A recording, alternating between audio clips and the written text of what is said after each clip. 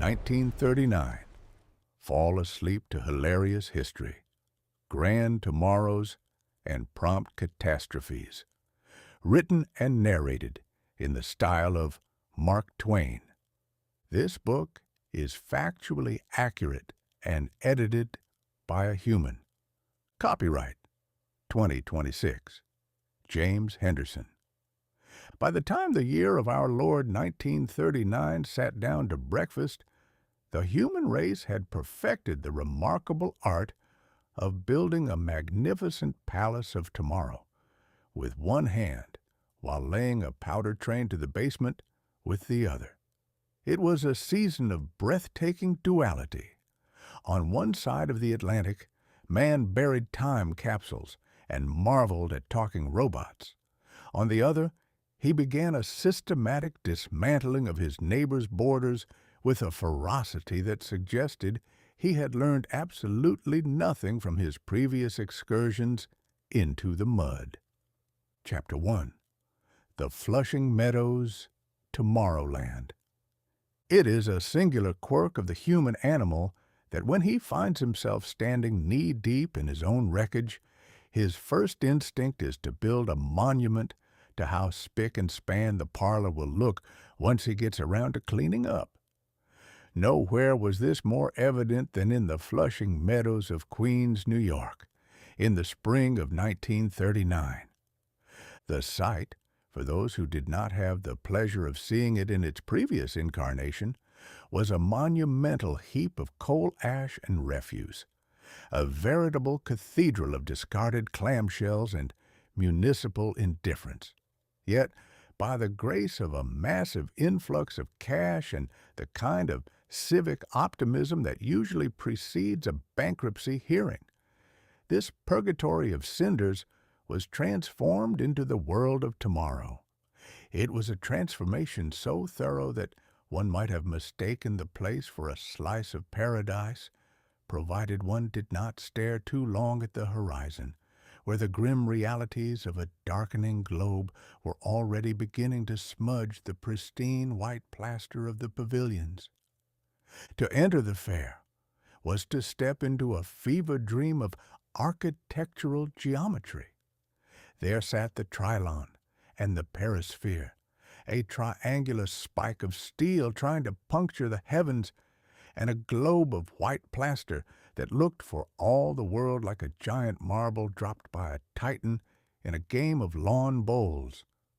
They were the beacons of this new age, symbols of a future where man, having conquered the shovel and the ledger, intended to conquer time itself.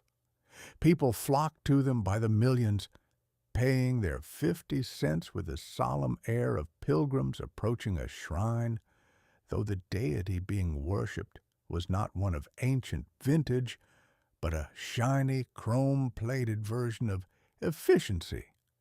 Inside the Perisphere, one was treated to the sight of democracy, a diorama of the future so impeccably ordered that it made one feel immediately guilty for having ever left a dirty dish in the sink.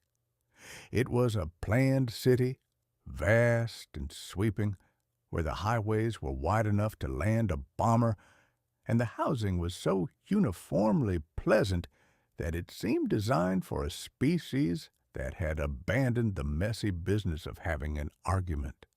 The narrator's voice in the exhibit, booming, confident, and possessed of that peculiar mid-Atlantic accent that suggests the speaker has never once had to worry about the price of flour, spoke of a world where science, labor, and industry would march hand in hand toward a horizon of perpetual prosperity.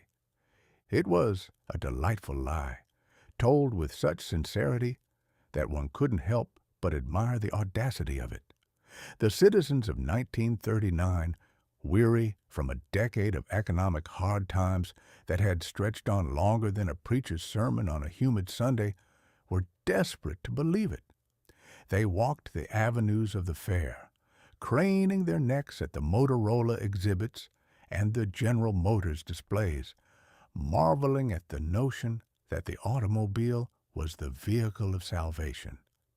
They were told that in this brave new world, traffic jams would be a relic of the past, and that the internal combustion engine, rather than merely helping a man get from a bad job to a cold supper, would act as the great equalizer of the human condition. And then there was the television.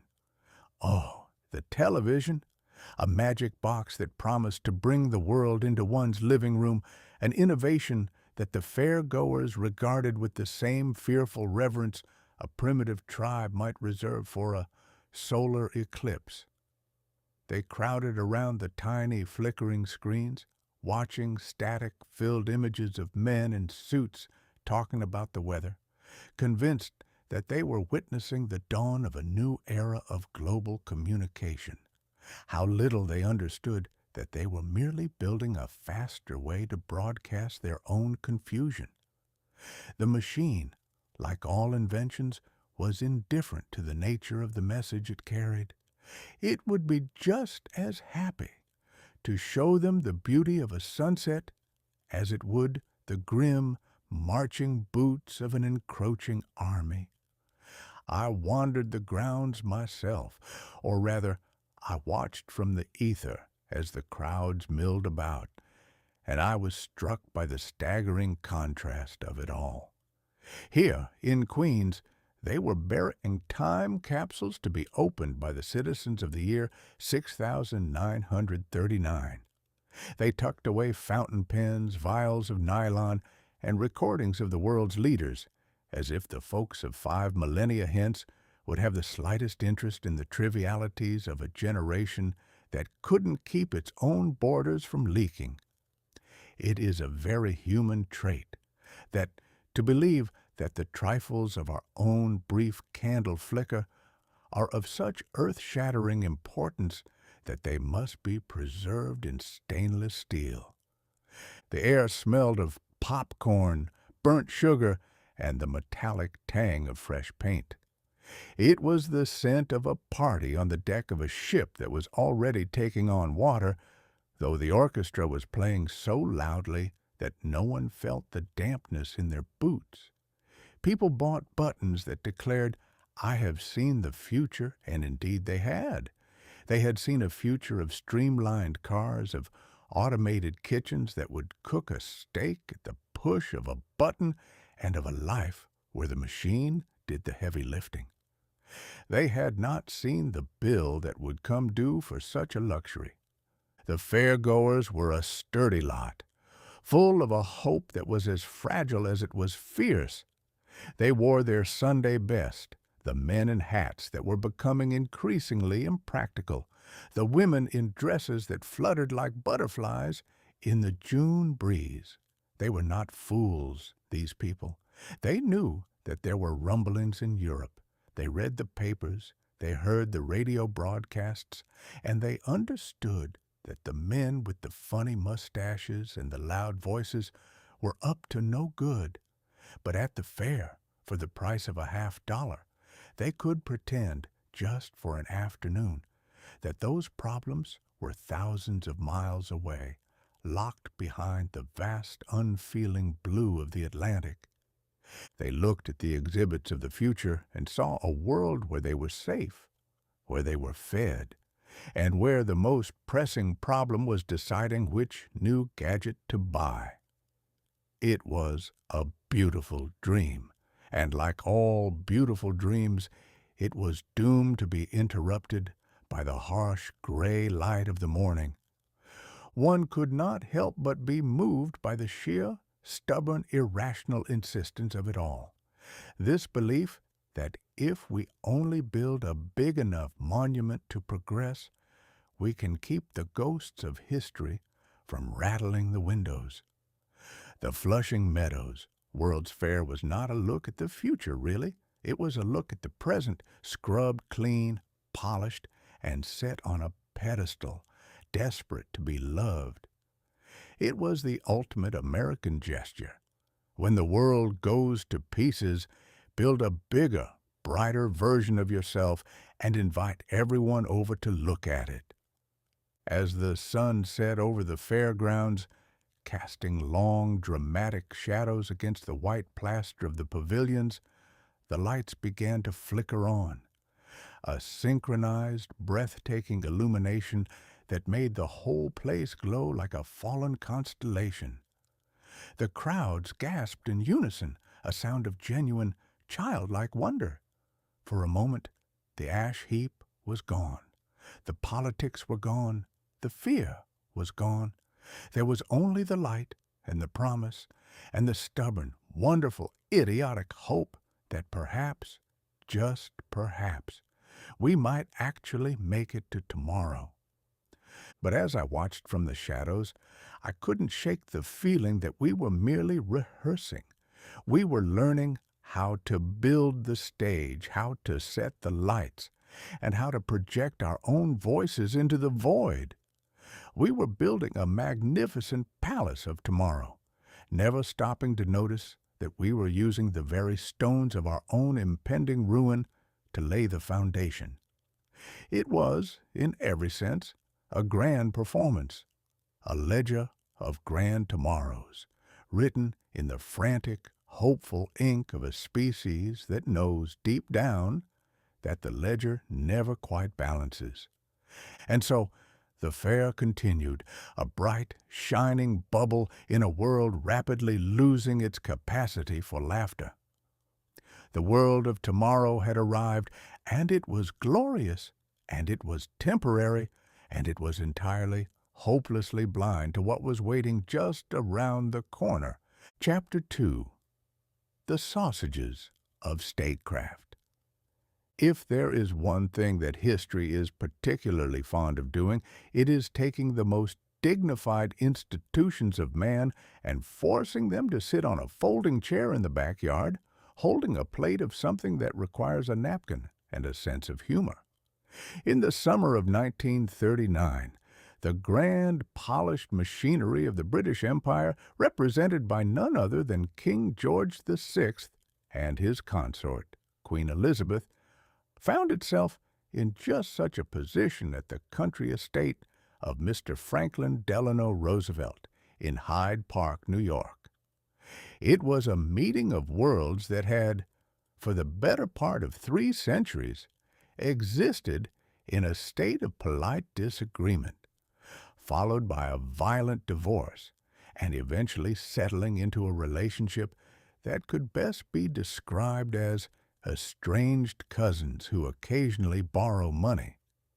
And here they were, the king and the president, attempting to navigate the treacherous shoals of international diplomacy while negotiating the structural integrity of a grilled frankfurter. Consider, if you will, the burden of the crown.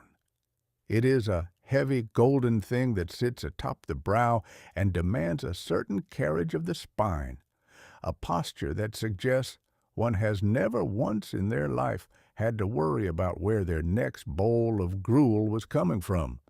King George, a man who possessed a quiet, stuttering decency that endeared him to his people far more than the theatrical posturing of his predecessors, had been dragged across the Atlantic by the sheer gravity of impending doom. The world in 1939 was a theater where the stagehands were already busy hanging the scenery for a tragedy of truly epic proportions. And the king knew it.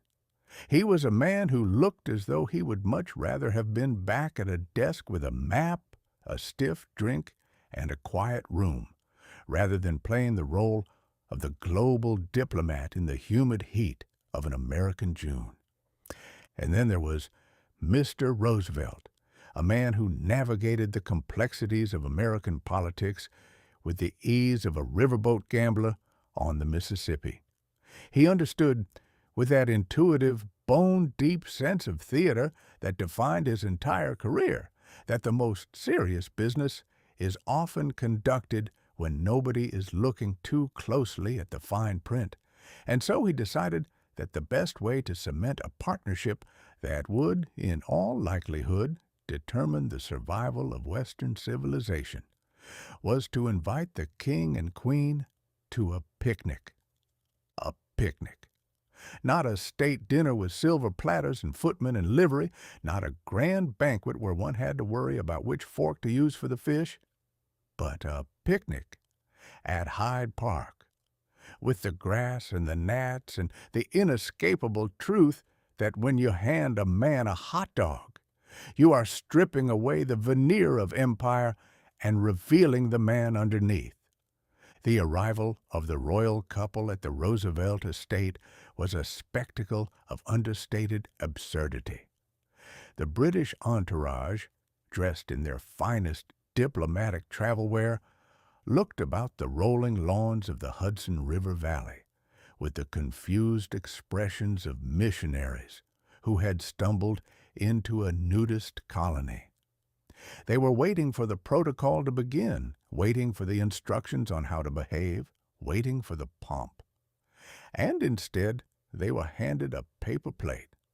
One can only imagine the inner turmoil of the king as he surveyed his lunch. There it lay, the American hot dog, a mystery of meat encased in a skin of questionable origin, tucked into a bun that seemed to have been designed by a committee that had never actually seen a human mouth. It was the antithesis of the royal diet. It was cheap, it was messy, it was loud, and it was entirely unapologetically American. To eat it with dignity was a feat of engineering. To eat it while discussing the shifting borders of Europe was a test of character. Mr. Roosevelt, beaming with that famous wide-jawed grin that could charm the stripes off a zebra, tucked into his own meal with gusto. He knew that the sight of the King of England grappling with a mustard-slathered sausage would do more for Anglo-American relations than a dozen treaties signed in a dusty cabinet room. It was the great equalizer. It turned the king into a man, and the president into a neighbor, and the whole terrifying geopolitical crisis into a slightly awkward afternoon in the park. The Queen, for her part, handled the affair with a grace that was almost supernatural. She looked at her hot dog as if it were a minor, slightly amusing curiosity of the colonies, something akin to a local superstition that one politely participates in so as not to offend the locals. She took a bite, navigated the inevitable drip of mustard, and smiled at the president as if she were enjoying the finest pheasant in London. It was a performance of such high caliber that it deserved an award, or at least a stiff drink. As they ate, the conversation, if one could call it that, drifted from the pleasantries of the weather to the dark, churning waters of the European situation. But it was a strange conversation. How does one speak of the rise of fascism, of the trampling of nations, of the end of the peace that had been so carefully curated since the last Great War, while one is trying to keep a Frankfurter from sliding out of its bun? It lent the entire dialogue a surreal quality. The absurdity of the meal mirrored the absurdity of the world they were trying to save. They were standing on the precipice of a global fire, arguing about the best way to prevent the house from burning down, while the smell of charcoal smoke filled the air. The hot dog, in its own greasy way, became a symbol. It represented the informality, the ingenuity, and the sheer chaotic energy of the United States. It was a food that didn't demand respect. It demanded consumption. It was a food for the working man, for the man who didn't have time for silver forks and long, drawn-out speeches about the divine right of kings. By serving it, Roosevelt was subtly, or perhaps not so subtly, signaling to the British that if they wanted the help of the Americans, they would have to learn to play the game on American terms. They would have to get their hands dirty. They would have to eat the sausage. And the British, God bless them, did. They understood the assignment. They realized that the world they had known, the world where the British Empire was the sun around which all other planets orbited, was rapidly fading into the twilight. They were in the presence of the new gravitational force, and if that force expressed itself through the medium of grilled pork and mustard, then so be it. They ate their hot dogs with a stiff upper lip, and in doing so, they accepted the reality of their new position. One has to admire the pluck of it. Imagine, if you will, the sheer historical weight pressing down on that picnic blanket. There sat the future of the world, defined by the precarious balance between a king who couldn't fully trust the Americans and a president who couldn't yet convince his own isolationist country to go to war. They were dancing a minuet, and the music was supplied by the sizzling of sausages on a backyard grill. It is the kind of detail that historians often overlook in their pursuit of grand narratives, preferring to focus on the memos and the telegrams and the secret back-channel communications. But the truth of history is usually found in the small, messy things. It is found in the way a man holds his plate when he is nervous, and the way a woman smiles when she is trying to keep her composure, and the way a nation reveals its true character when it stops trying to look like a superpower and starts trying to look like a host. As the afternoon wound down and the sun began to dip behind the trees, casting long, melancholy shadows across the grass, one couldn't help but feel that something profound had happened. The veneer had been breached. The barrier of protocol had been dismantled, not by a diplomat, but by a Frankfurter. They were no longer just a king and a president. They were two men standing on the edge of a precipice, sharing a meal that was as flawed and complicated as the world they were about to inherit. The hot dogs were finished, the napkins were crumpled, and the plates were cleared away. The king and queen would eventually depart, returning to a country that was already beginning to look like a museum piece in the eyes of the modern world. Mr. Roosevelt would return to his desk, to his fireside chats, and to the endless grinding work of preparing a nation for a war it was still desperately trying to deny. But the moment remained, a snapshot of the year 1939, a year that would go down in the books not for its grand treaties, but for its small, greasy, and ultimately human moments of connection.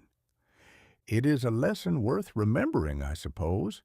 When the world is going to hell in a handbasket, when the borders are shifting, when the leaders are posturing, and when the future looks like a closed door, sometimes the only thing you can do is sit down in the grass, eat a hot dog, and try to have a civilized conversation. It may not save the world, but it might just give you the strength to face the tomorrow that's waiting for you, whether you're ready for it or not. And as the last of the embers died out in the grill and the evening air grew cool and still, the shadows of the future seemed just a little bit less daunting. Perhaps it was the setting sun, or perhaps, in the grand ledger of history, a bit of shared mustard is enough to bind together the fates of nations, at least for one more afternoon. It is, after all, the small, silly human things that hold us together when the grand designs of history begin to pull us apart, and that, in its own way, is the most hopeful story of all. Chapter 3. The Clipper's Transatlantic Tramp. For centuries, the Atlantic Ocean has been the world's most effective psychological barrier, a watery purgatory designed to convince the impatient that the other side of the planet is not really worth the trouble of visiting. It is a vast, gray, brooding expanse, populated by seasick passengers indifferent whales and icebergs that seem to hold a personal grudge against steamship captains. Man, in his infinite arrogance, has always looked upon this churning liquid obstacle and thought, I should like to build a box of metal, climb inside it, and cross this beast without getting my boots damp. And so, in the year of our Lord 1939, the gentlemen at Pan American Airways decided that the time had come to stop playing at sea and start playing at bird. They unveiled the Boeing 314 Clipper, a machine that, if it were alive, would likely have been embarrassed by its own silhouette. It looked for all the world like a dirigible that had undergone a heavy lunch, sprouted wings, and decided that its destiny was to conquer the clouds. It was not, in the strict sense of the term, an airplane. It was an airborne hotel, a flying salon, a floating mahogany-paneled ego trip for the wealthy and the bold. There is something inherently suspicious about a man who chooses to spend 30 hours suspended over 3,000 miles of cold, wet nothingness, especially when he could have spent those same 30 hours playing bridge on the deck of a steamer. But such is the nature of progress. We must always be going faster, even if we have absolutely nothing of importance to do once we arrive. The advent of regular commercial passenger flights across the Atlantic was heralded as the great shrinking of the world. They said it would bring nations together. It would foster understanding. It would allow a businessman in New York to have a disagreement with a banker in London without having to wait a week for the mail boat. One might argue that the world was doing just fine without such rapid-fire discord, but progress cares little for the opinions of those who prefer a quiet life. To board the Clipper was to enter a realm of such forced civility that it bordered on the heroic. The passengers, men in stiff collars, women in fur stoles, all possessed of an abundance of cash and a remarkable lack of common sense, marched up the gangplank with the solemn air of knights embarking on a crusade. They were not merely flying, they were participating in the conquest of the impossible. And yet, once inside, they were treated with the same pampered indifference one expects at a high-end restaurant, where the service is expensive, but the kitchen is currently on fire. The interior of the Clipper was a marvel of mid-century aesthetics. It featured dining tables with fine china, plush sleeping berths that sagged with the weight of the occupants' expectations, and a lounge that smelled faintly of expensive tobacco and expensive perfume, struggling valiantly to mask the underlying scent of lubricating oil and gasoline. There were stewards in crisp uniforms who moved about with a practiced feline grace, pouring coffee as if they were serving nectar to the gods, despite the fact that the entire contraption was vibrating with the intensity of a nervous terrier. One can only imagine the conversation in the cabin.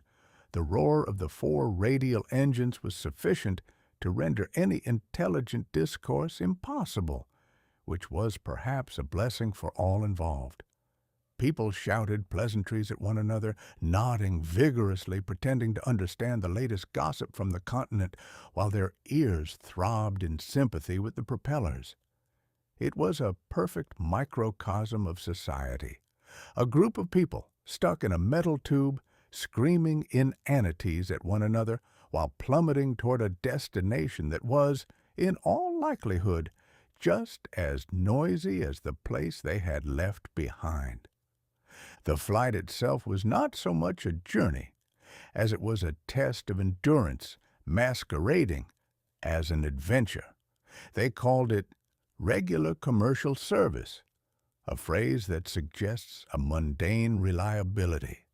But there was nothing mundane about crossing the Atlantic in a machine that looked like a fat whale with delusions of grandeur. Every gust of wind was a personal insult to the hull. Every dip in altitude was a reminder that gravity is the most persistent creditor in the universe. But the passengers, ever the optimists, kept their chins up, sipping their cocktails and looking out the portholes at the clouds, convinced that they were witnessing the birth of a new, glorious age of travel, and perhaps they were. There is a certain undeniable romance to the idea of the flying boat.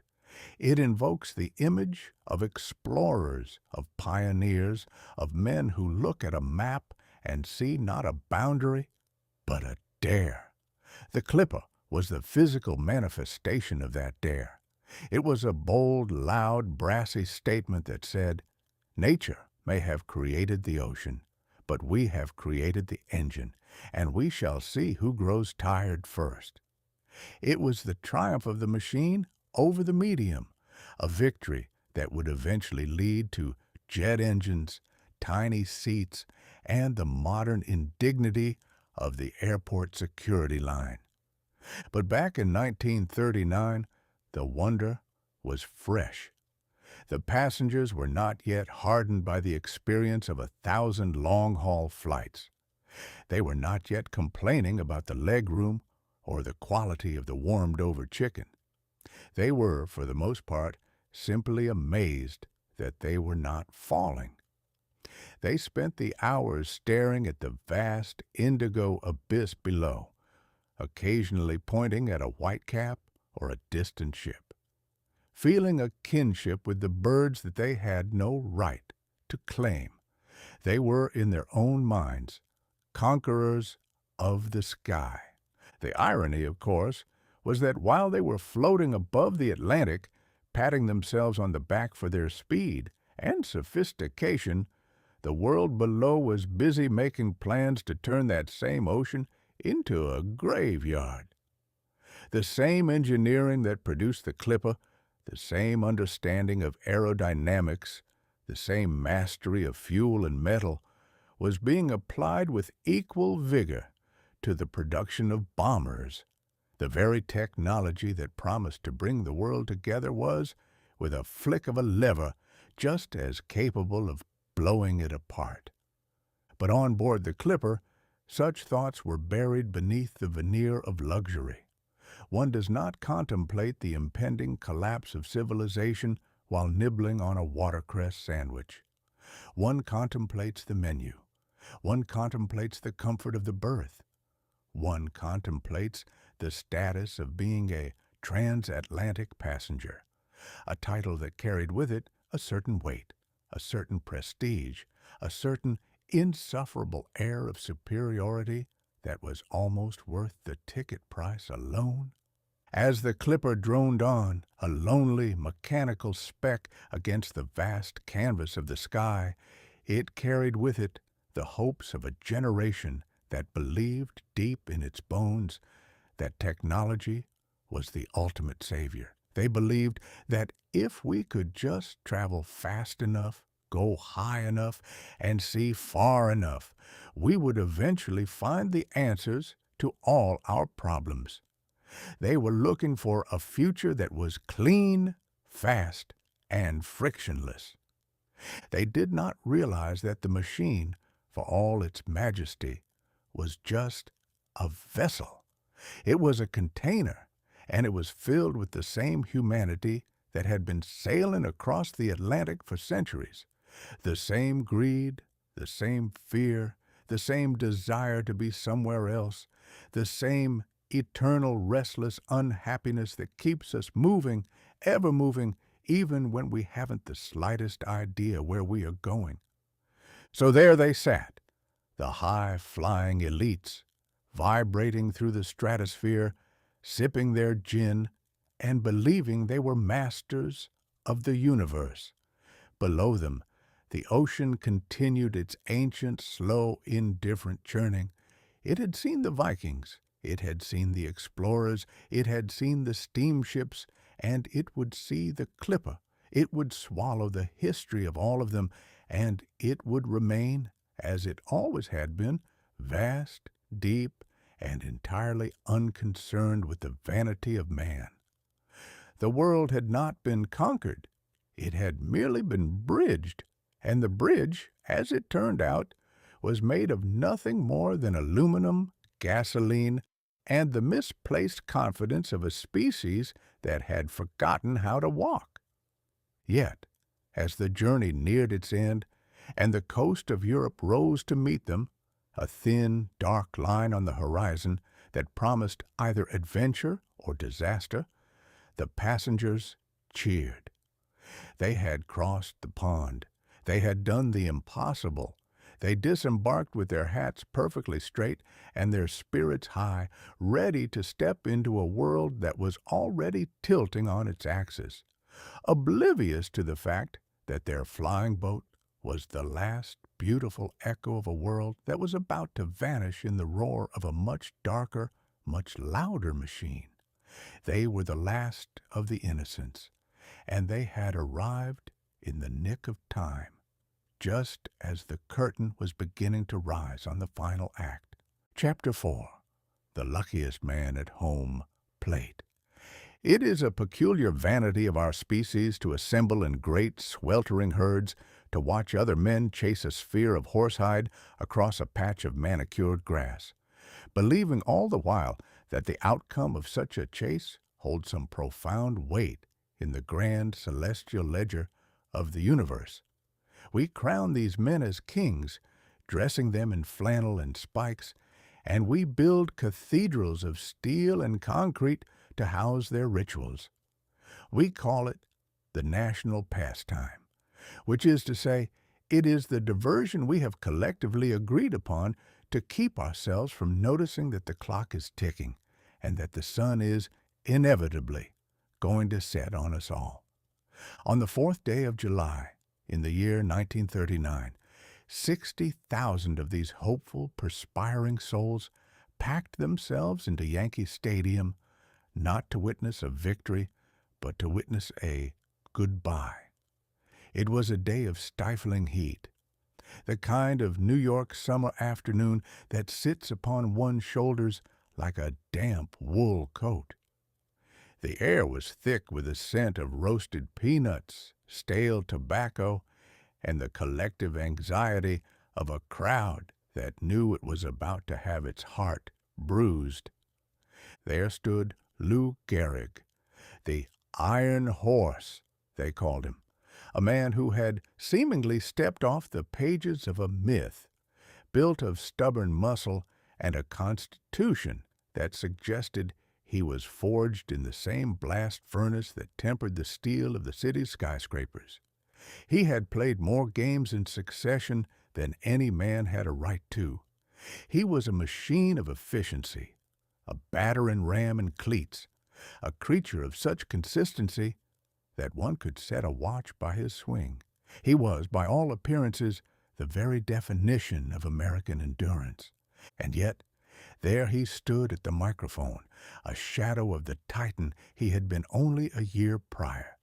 A thief, subtle and cruel, had entered his body, an invisible, creeping malaise that was dismantling his coordination and stealing the strength from his limbs. He stood there, legs trembling slightly, his face a mask of that peculiar stoicism that men of that generation wore like armor. He did not look like a hero in the cinematic sense. He looked like a man who was quietly, methodically, losing a war against his own anatomy. When he stepped to the microphone, the silence that fell over that gargantuan concrete bowl was, for a moment, absolute. It is a rare thing, in a city as cacophonous as New York, to hear the sound of 60,000 people collectively holding their breath. It is a sound like the ocean, just before a storm. He spoke of gratitude. He spoke of the bad break he had been dealt, and then, with a sincerity so sharp it bordered on the painful, he declared himself the luckiest man on the face of the earth.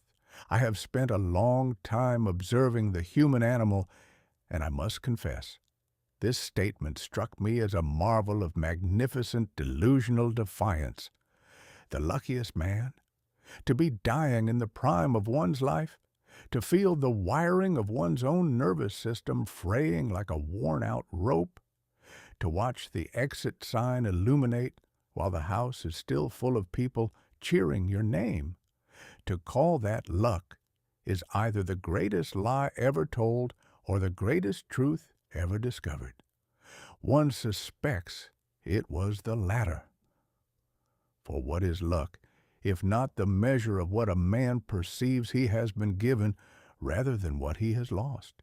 Gehrig looked out at that sea of faces, at the emerald green of the diamond, at the gray limestone of the stands, and he saw not the end of his life, but the sum of his experience. He saw the teammates who had been his brothers, the fans who had been his invisible support, the game that had given his life a shape, a purpose, a rhythm.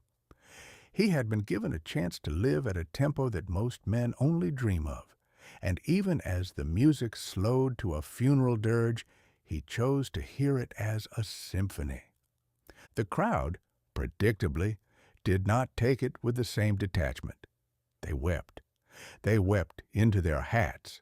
They wept into their handkerchiefs. They wept with the raw, unrefined abandon that only sports can extract from a grown man. It was a sight, I tell you, a stadium full of brawny, cynical, hard-bitten citizens of the 20th century dissolving into puddles of sentiment. Why do we cry for the athlete? We cry because, in his decline, we see our own. We see the inevitability of the slump, the injury, the day the legs give out and the bat feels too heavy to lift.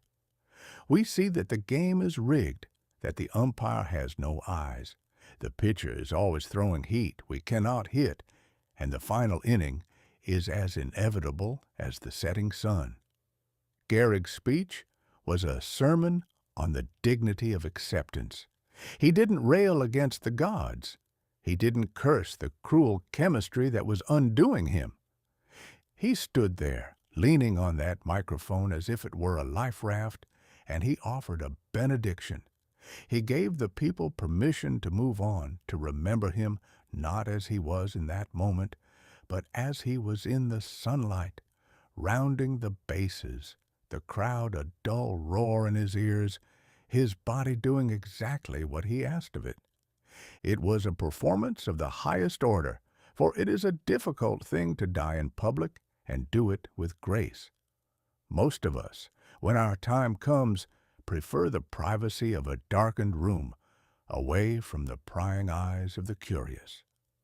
But Gehrig had been a public man, and so he gave the public the only thing he had left to give, his dignity.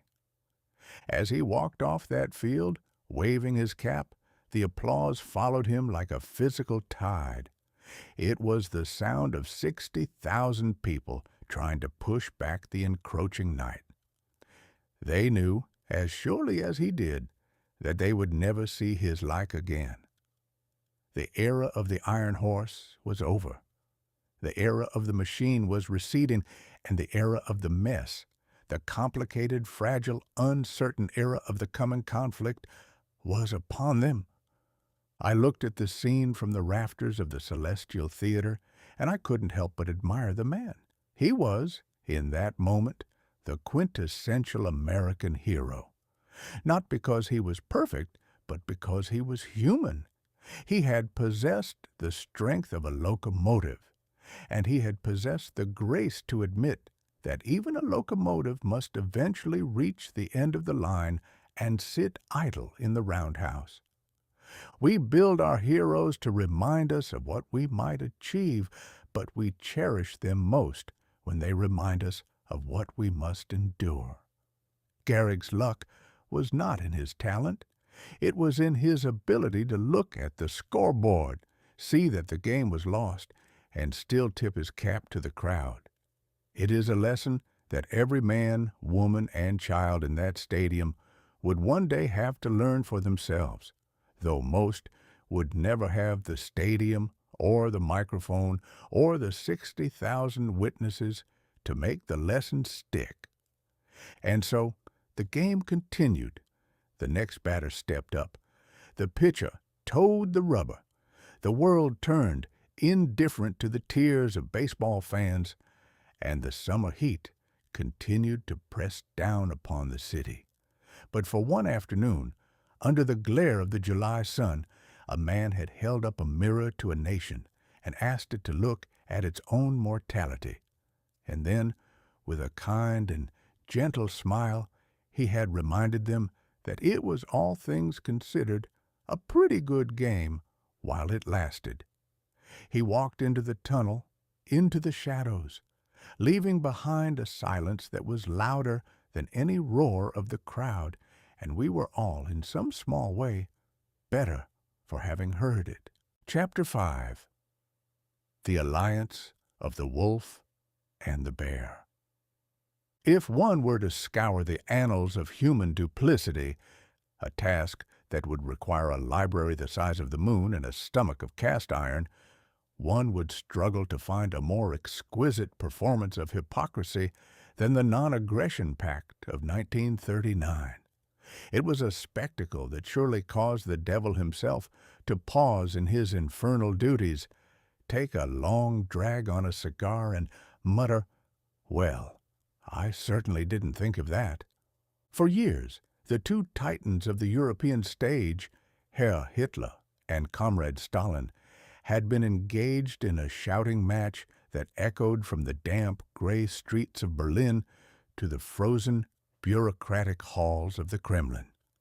They had called each other every foul name in the ideological dictionary. To the Nazi, the communist was a subterranean, soul-crushing force of nature, an Asiatic tide threatening the purity of the European garden. To the communist, the Nazi was the final rotting gasp of capitalism, a fascist butcher whose mustache was merely a badge of his moral bankruptcy.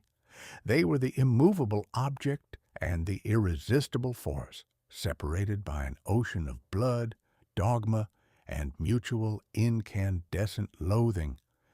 And yet, in the sweltering heat of August, they decided to be friends.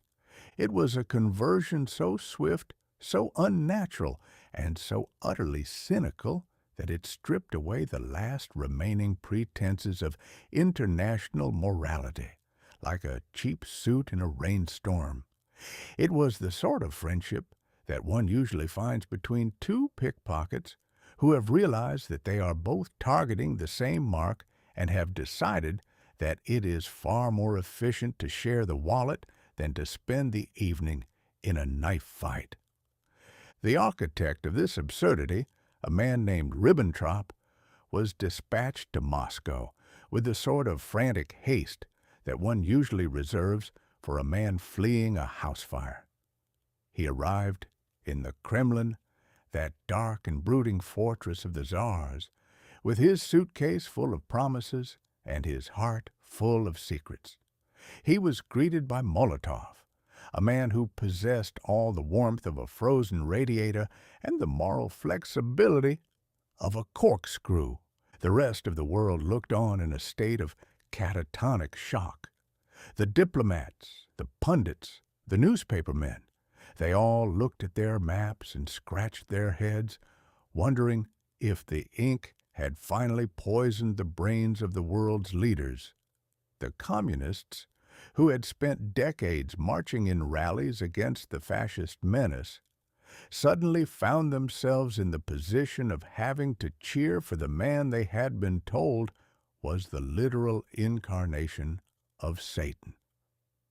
The Nazis, who had built their entire political identity on the burning righteous hatred of the Bolshevik menace, were forced to swallow the fact that their Führer had just invited the Red Horde to the dance. It is a curious thing, the capacity of the human animal to compartmentalize his own principles. One moment, you are an ideological warrior, a man of iron conviction, ready to die for the purity of your cause. The next, You are a realist, a pragmatic builder of empires, and all that talk about the soul of the nation and the fate of the proletariat is tossed into the bin to make room for a few extra miles of territory. And what was the glue that bound these two scorpions together in this bottle? Poland. That poor, unfortunate Poland, sitting there in the middle of the European map, unaware that it had been chosen as the centerpiece for a geopolitical feast. The secret protocol, the hidden appendage of this unholy marriage, was a piece of cartographic butchery.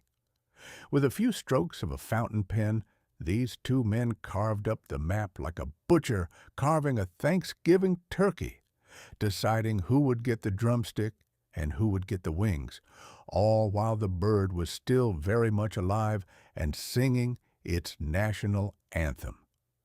The cynicism of it was so profound that it took one's breath away. They didn't even pretend it was about peace. They didn't pretend it was about the brotherhood of man. They didn't even try to drape their machinations in the flags of progress.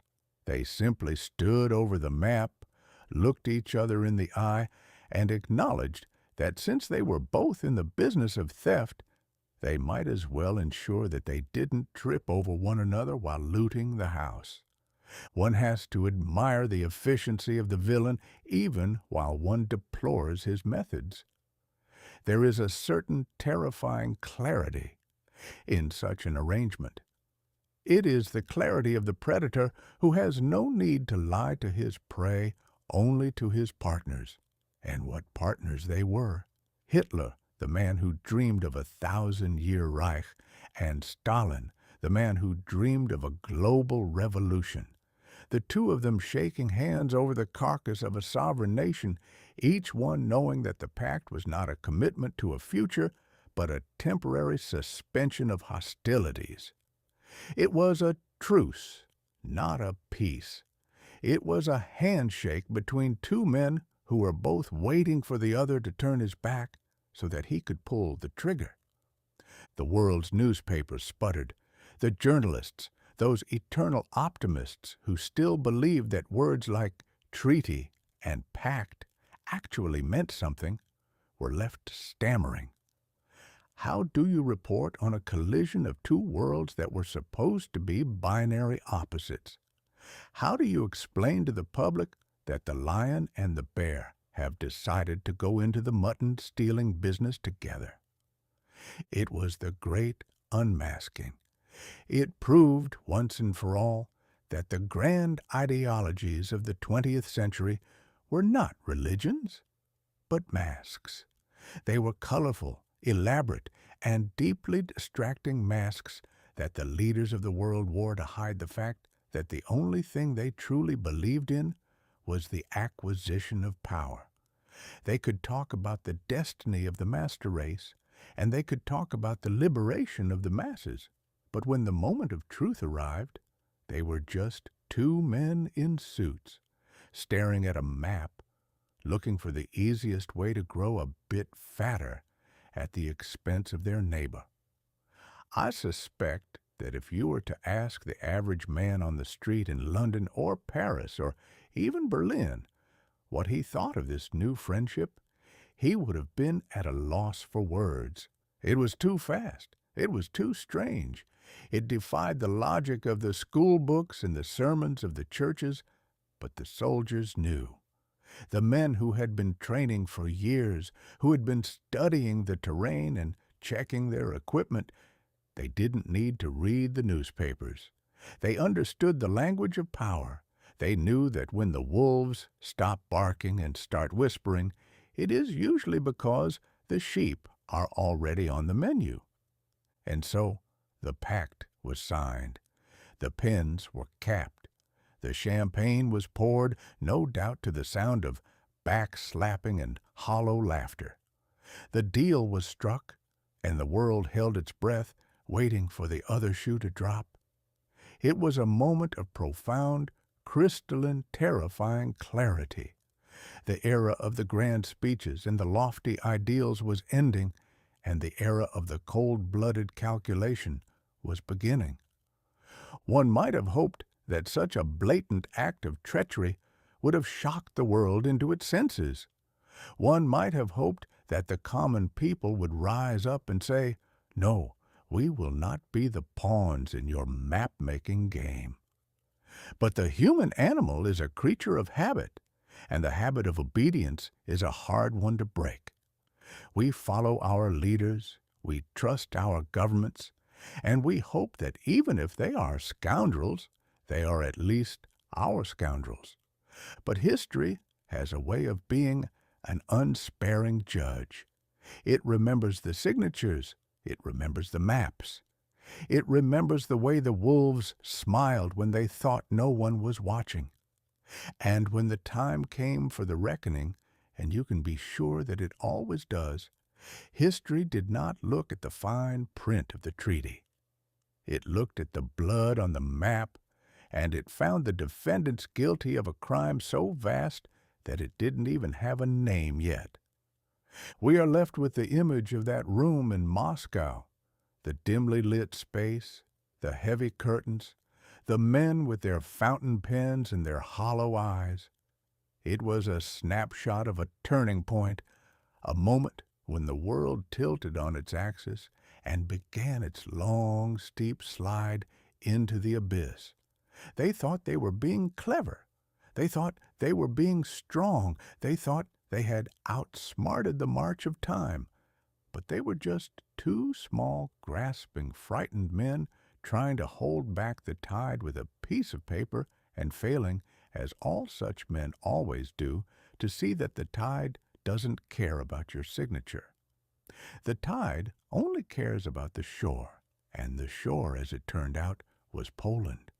And the wolves were already at the gate, their teeth bared, their hunger insatiable, and their friendship, like all things built on theft, destined to burn in the very fires they were about to light.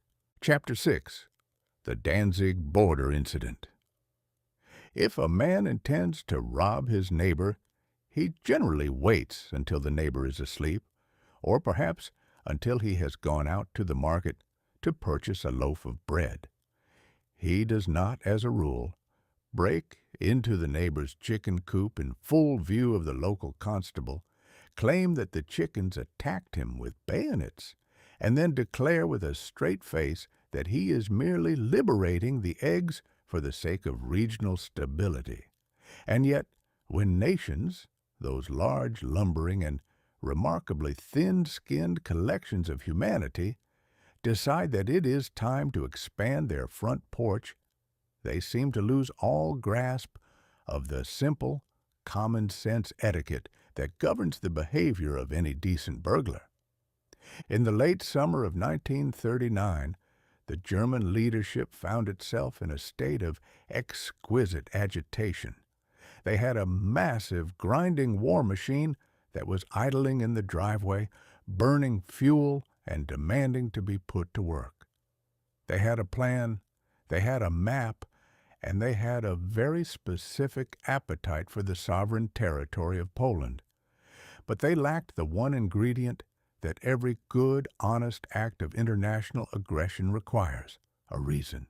Not a real reason, mind you, for in the world of high-stakes statecraft, a real reason is far too boring and often prone to investigation.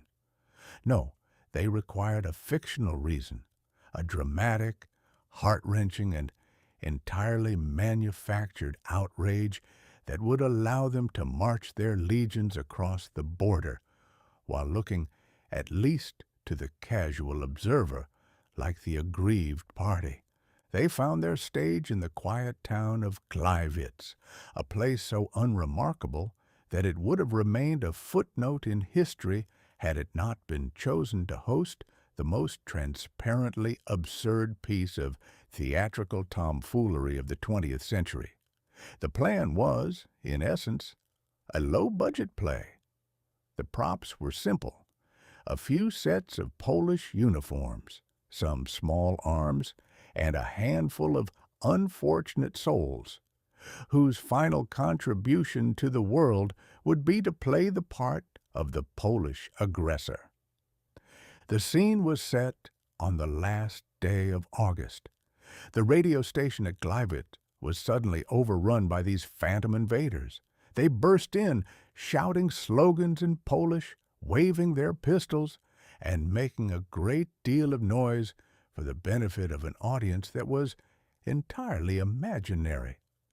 They broadcast a few minutes of anti-German propaganda, the sort of clunky wooden prose that would have been rejected by any half-decent playwright, and then, having satisfied their own sense of dramatic irony, they vanished into the night, leaving behind a few corpses to ensure that the evidence was suitably authentic. It was a performance for an audience of one, the German public, and perhaps the rest of the world, if they were foolish enough to believe it.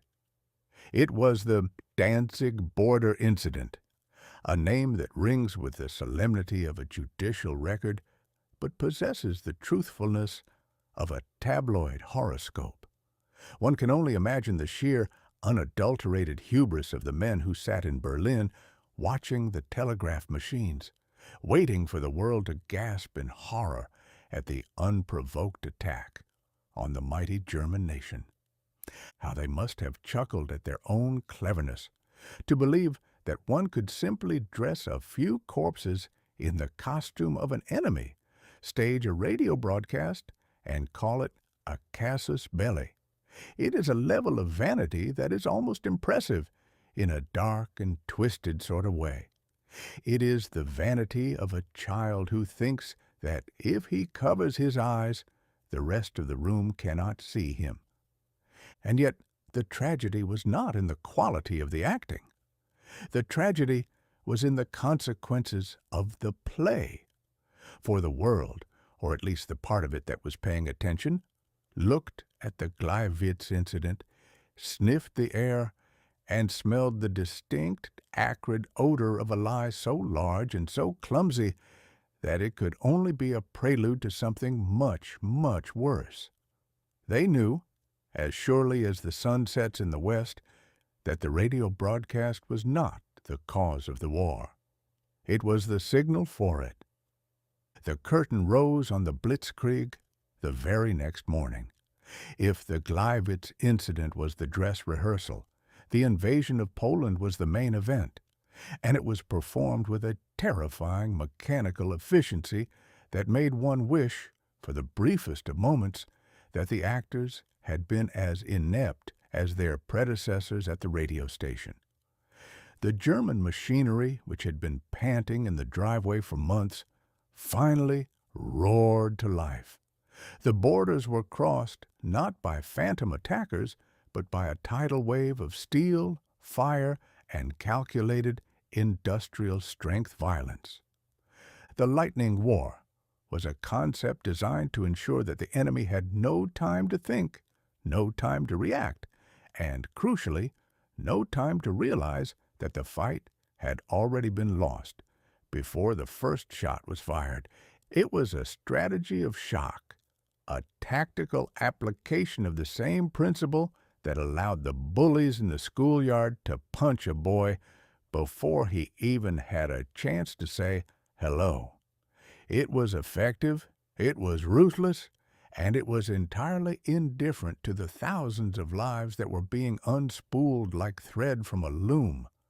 One looks at the mechanics of it, the coordination of the dive bombers, the armored columns, the relentless grinding pressure of the infantry, and one is struck by the chilling thought that this is where the world of tomorrow we spoke of earlier truly arrived.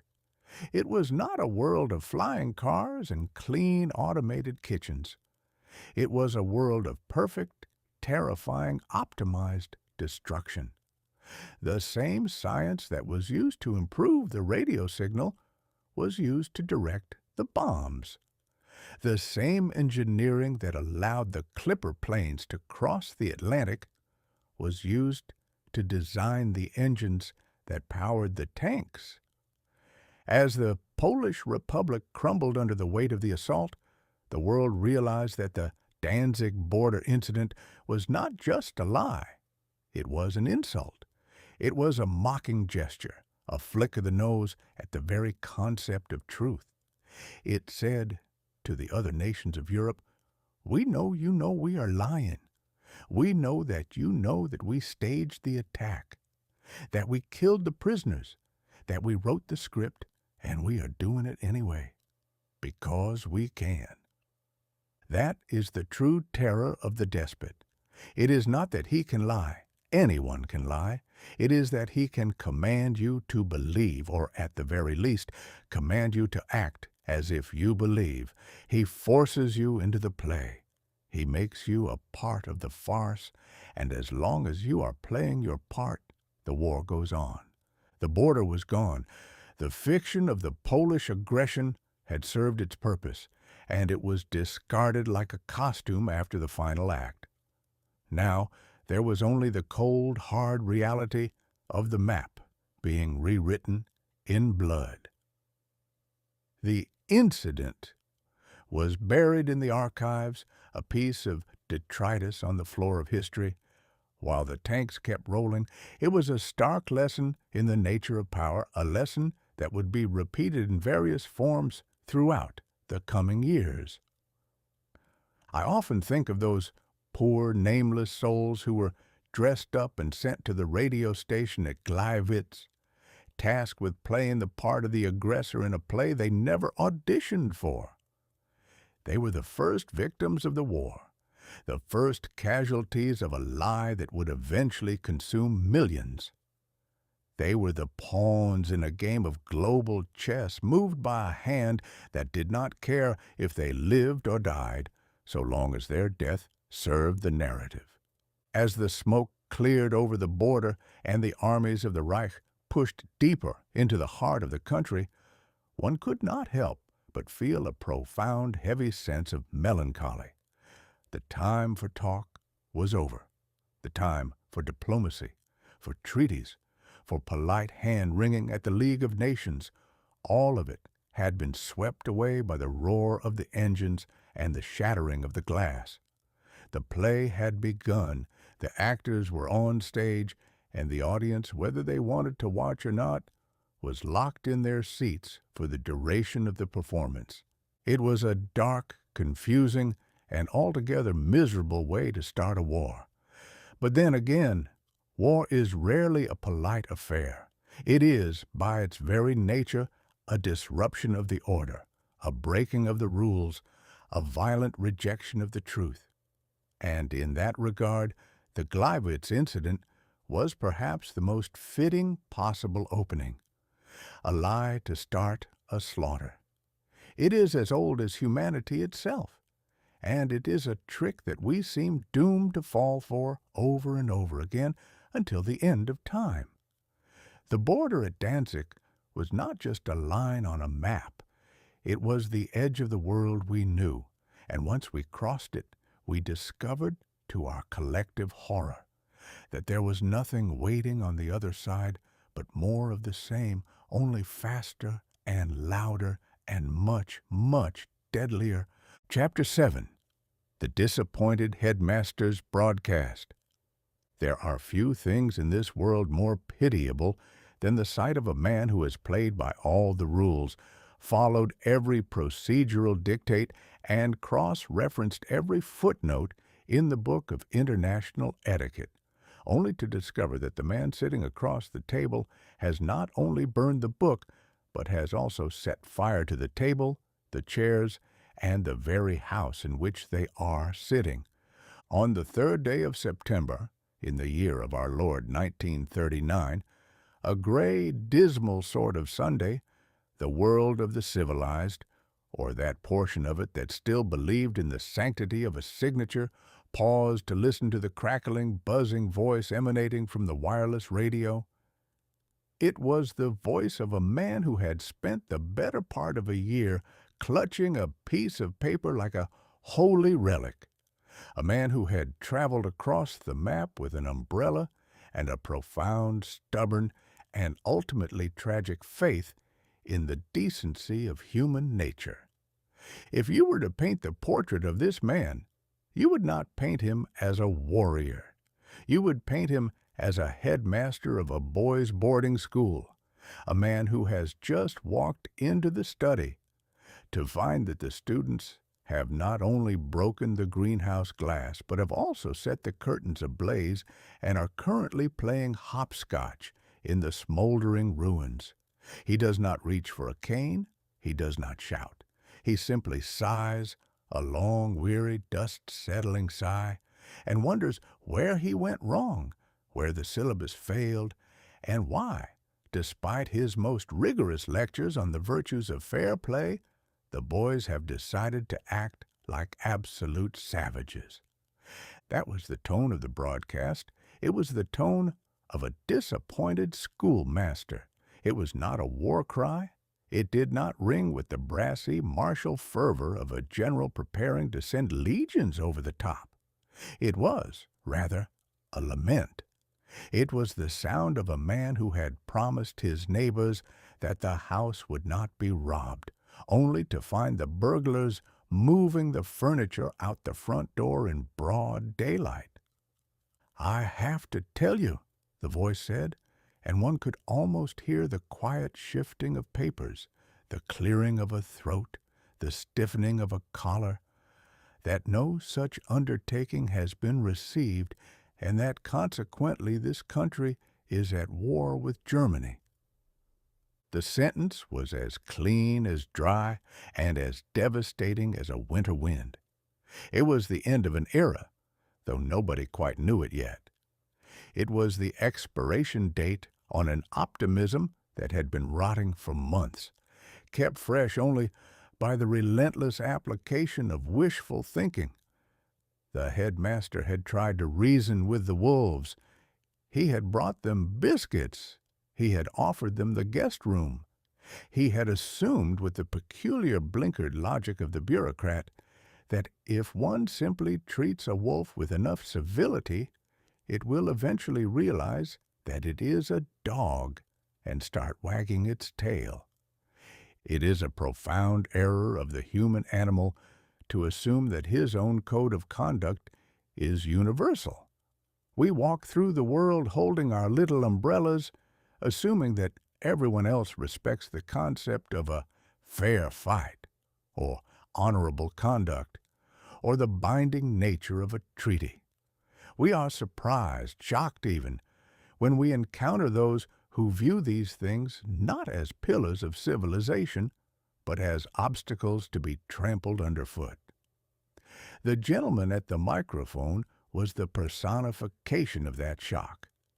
He was a man who had looked into the abyss, and instead of seeing the terror of the void, had seen only a misunderstanding that could be cleared up with a well-drafted memorandum. The broadcast was short. It did not need to be long. The catastrophe had been months in the making. The announcement was merely the receipt arriving in the mail. And what a receipt it was! It signaled the end of the Sitzkrieg, or rather, the beginning of the end of the illusion that peace could be maintained by simply looking the other way. The public, listening in their parlors and their kitchens, felt the sudden, heavy gravity of it. It was not a moment for cheers. It was not a moment for patriotic songs. It was a moment of quiet, sinking, collective realization that the long, comfortable afternoon of the post-war era had reached its sunset, and that the night was going to be a long, cold, and uncertain one. One wonders what he thought in those final, lonely seconds before he stepped away from the microphone. Did he think of the ink he had wasted? Did he think of the miles he had traveled? Did he think of the umbrellas he had carried, futile against the coming storm? It must have been a singular, crushing sort of loneliness to hold the world's peace in one's hands and feel it turn to dust, to have believed so firmly in the power of the word, the signature, and the handshake, only to find them utterly, laughably powerless against the sheer, grinding, mechanical weight of a world gone mad.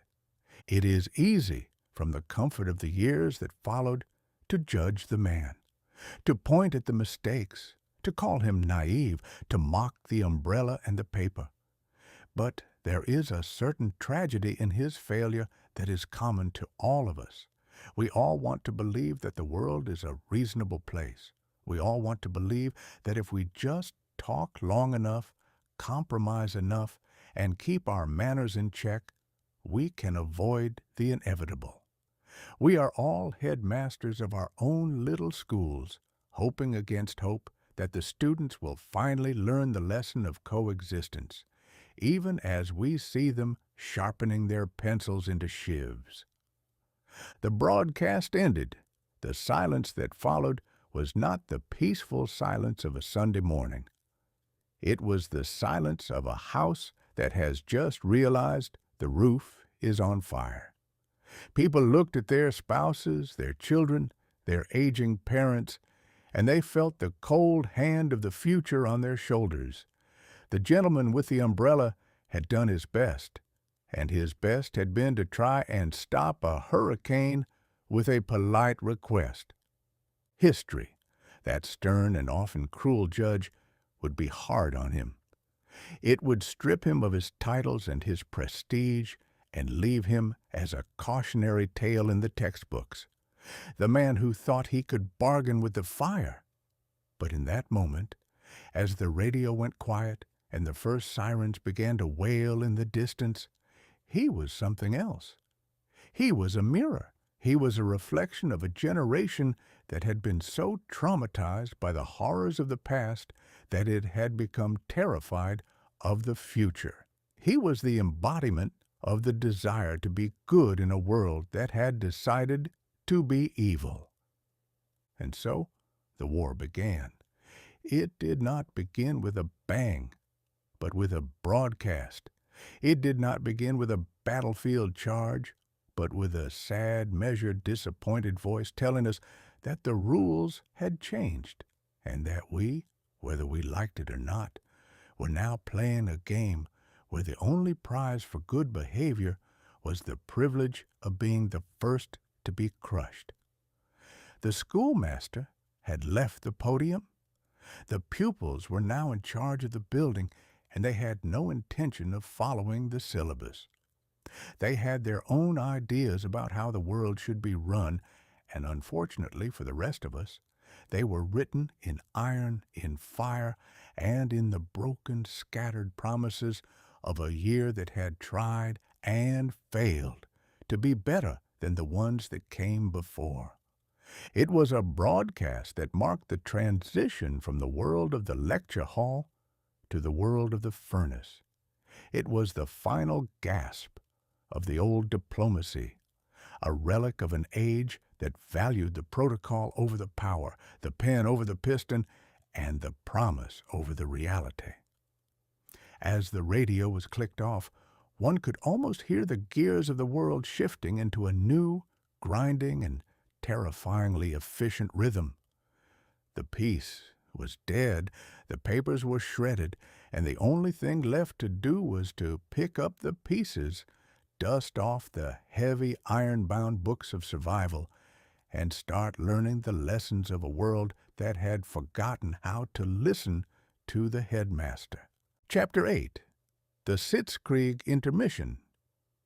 It is a peculiar and documented fact that when the human animal decides it is time to engage in the wholesale dismantling of his neighbor's property and personhood, he typically prefers to get on with the business with a certain degree of dispatch. He wants the noise, the thunder, and the grand operatic finale of a decisive victory.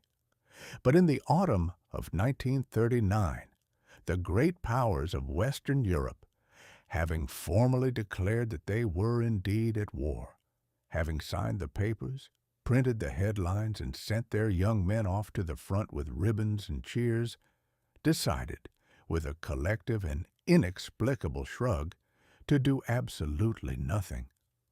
They called it the Sitzkrieg. The journalists, those indefatigable scavengers of the truth, searched for a more dignified title, but the name stuck like a burr to a dog's tail.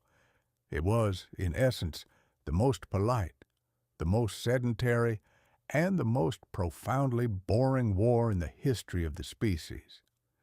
It was a war of staring, it was a war of binoculars, it was a war of crossword puzzles, lukewarm tea, and the occasional hesitant exchange of artillery fire that seemed intended more to punctuate the silence than to actually destroy anything of consequence. One can only imagine the bewildered state of the common soldier, that poor mud-caked fellow who had been told that he was the vanguard of civilization, the defender of the hearth, the iron-willed protector against the encroaching darkness. He marched to the border, dug his hole in the ground, polished his rifle until it shone like a mirror, and then waited. He waited for the trumpet call. He waited for the command to charge. He waited for the sky to darken with planes and the earth to tremble with tanks. And instead, he watched the seasons change. He watched the autumn leaves turn brown. He watched the frost coat the barbed wire in a delicate crystalline lace. And he watched the German soldiers across the way doing exactly the same thing.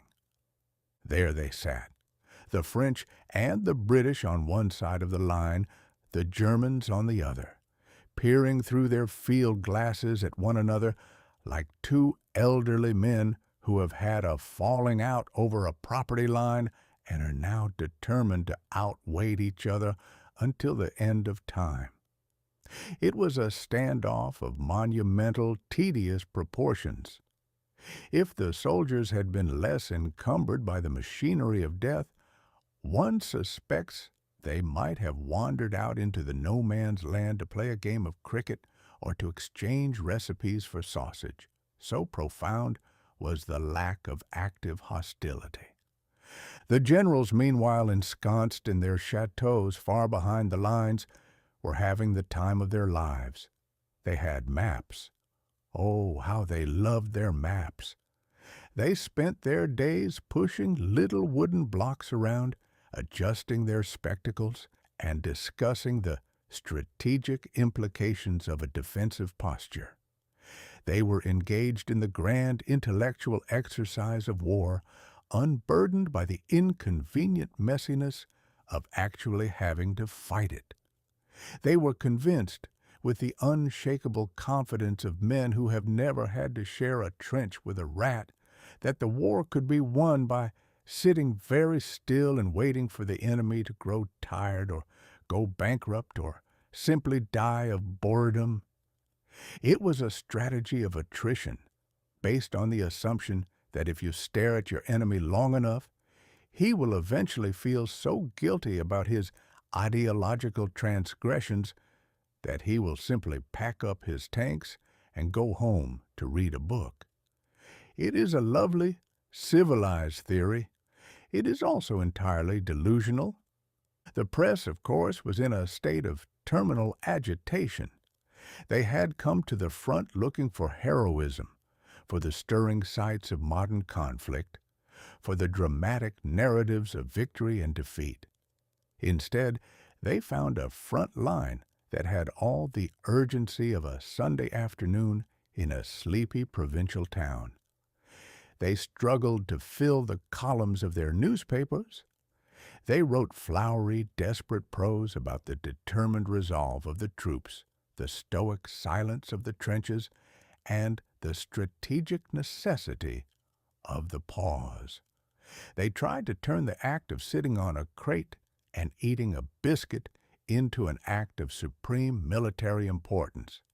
It was the birth of the phony war, a term that carried with it a mix of relief and resentment. People were relieved that the bombs were not falling, but they were resentful that the drama they had been promised was being replaced by such a dull, stagnant performance. The soldiers, for their part, adapted to the absurdity with that remarkable cynical resilience that is the hallmark of the infantrymen. They turned their trenches into homes. They dug deeper. They built shelves for their belongings.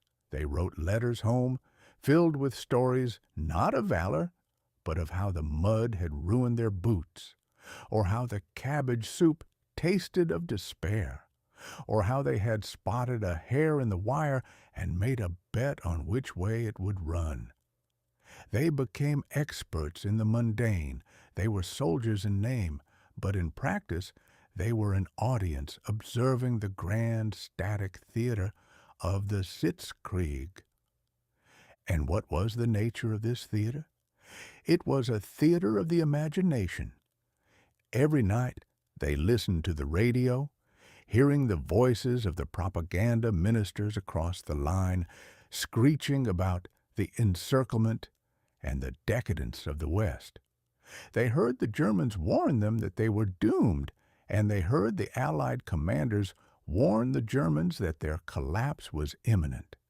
It was a paper war, a war of words and leaflets and radio frequencies, while the actual physical war remained tucked away in the shadows, growing, feeding, and sharpening its knives. It is a dangerous thing, this business of waiting. It breeds a kind of hollow, vibrating anxiety. It is like holding a glass of water to your lips, knowing that at some unknown moment, someone is going to slap it out of your hand. You cannot relax. You cannot sleep soundly.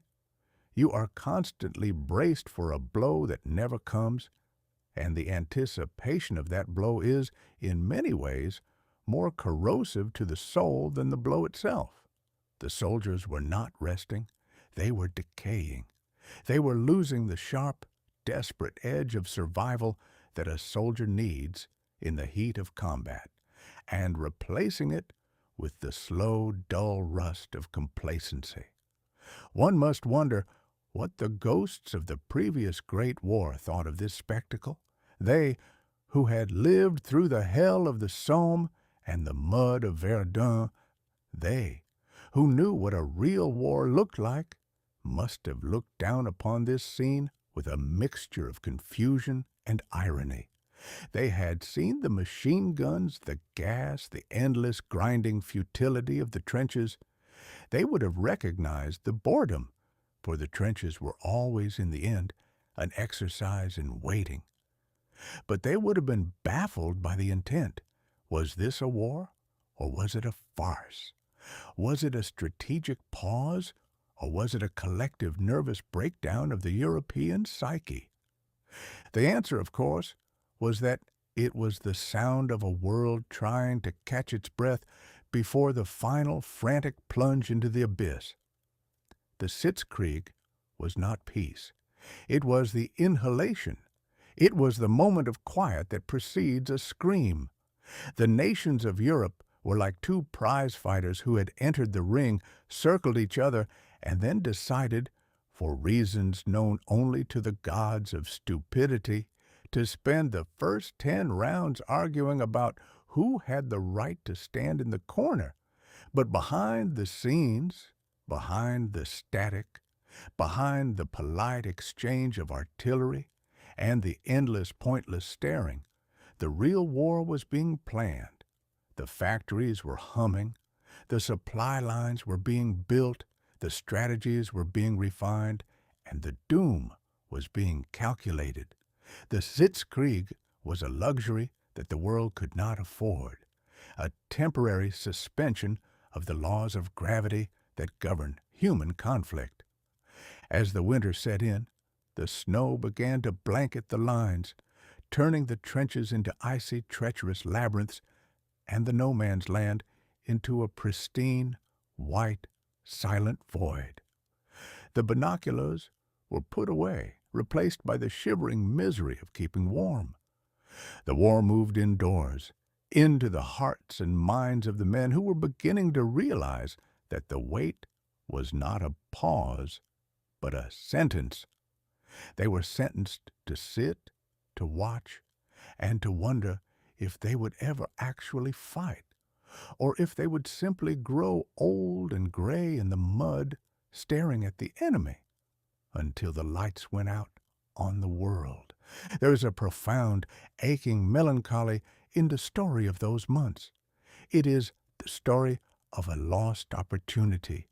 It is the story of a world that was still capable of choice, still capable of stopping, still capable of walking away from the table, but which chose instead to sit, to wait, and to let the momentum of the machine dictate the terms of its own destruction. It was the great collective pause before the final inevitable shattering of the glass. And as I sat in the ether, watching those poor, shivering souls huddled in their holes in the ground, I couldn't help but feel a pity so deep it transcended humor. They were waiting for a storm, and they were so occupied with the wait that they didn't realize they were the ones who had built the lightning rod. They were the ones who had held the match to the powder train, and now they were simply waiting for the fuse to burn down to the keg. A sad, silent, freezing, and utterly human way to spend the last winter of the world as they knew it. Chapter 9. The Kansas Cyclone in Technicolor. There is, I have observed, no greater remedy for the common crushing malaise of existence than the strategic application of a dream. When the human animal finds his house is falling down about his ears, and the winds of reality are blowing a gale that threatens to scatter his hopes to the four corners of the map, he does not generally look for a carpenter to fix the joists or a mason to shore up the wall. No, he looks for a darker room, a velvet chair, and a flickering beam of light that promises him that if he only looks hard enough, he might find a place where the grass is greener, the witches are flammable, and the primary difficulty in life is avoiding a rogue house falling on one's head. In the year of our Lord 1939, a year that was doing its level best to convince the world that the 20th century was a misbegotten era, the citizenry was invited to sit in the darkness and behold a miracle of chemistry and light, The Wizard of Oz. It was a production that arrived at the perfect moment, landing upon the collective consciousness like a bucket of cold water on a sleeper who has been dreaming of a burning barn. For years, the world had been trapped in a kind of sepia-toned existence. The Great Depression, that long, slow, grinding misery that had turned the optimism of the previous decade into a fine, powdery dust, had effectively bleached the color out of the public imagination. We were living in the Kansas of our own making, a place of dusty plains, of work that never ended and paid nothing, and of skies that were always the color of a bruised plum. We were all Dorothy, really, standing on the porch, looking at the horizon, waiting for a storm that we knew in our marrow was coming to carry us away. And then the cyclone hit. And it was not, I dare say, the sort of cyclone that rips the shingles off the roof and turns the wheat fields into a salad of debris. It was a cyclone of Technicolor. It was a sudden, violent, and intoxicating explosion of red, blue, green, and yellow that washed over the screen and, by extension, the eyes of a starved public. It was the visual equivalent of a man who has lived on gruel for a decade being suddenly presented with a feast of roast duck, champagne, and chocolate-covered dreams. People sat in those theaters and they gasped.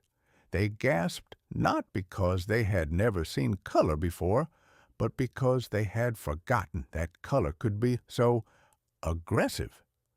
They were being force-fed a vision of a world that was as unreal as it was enchanting.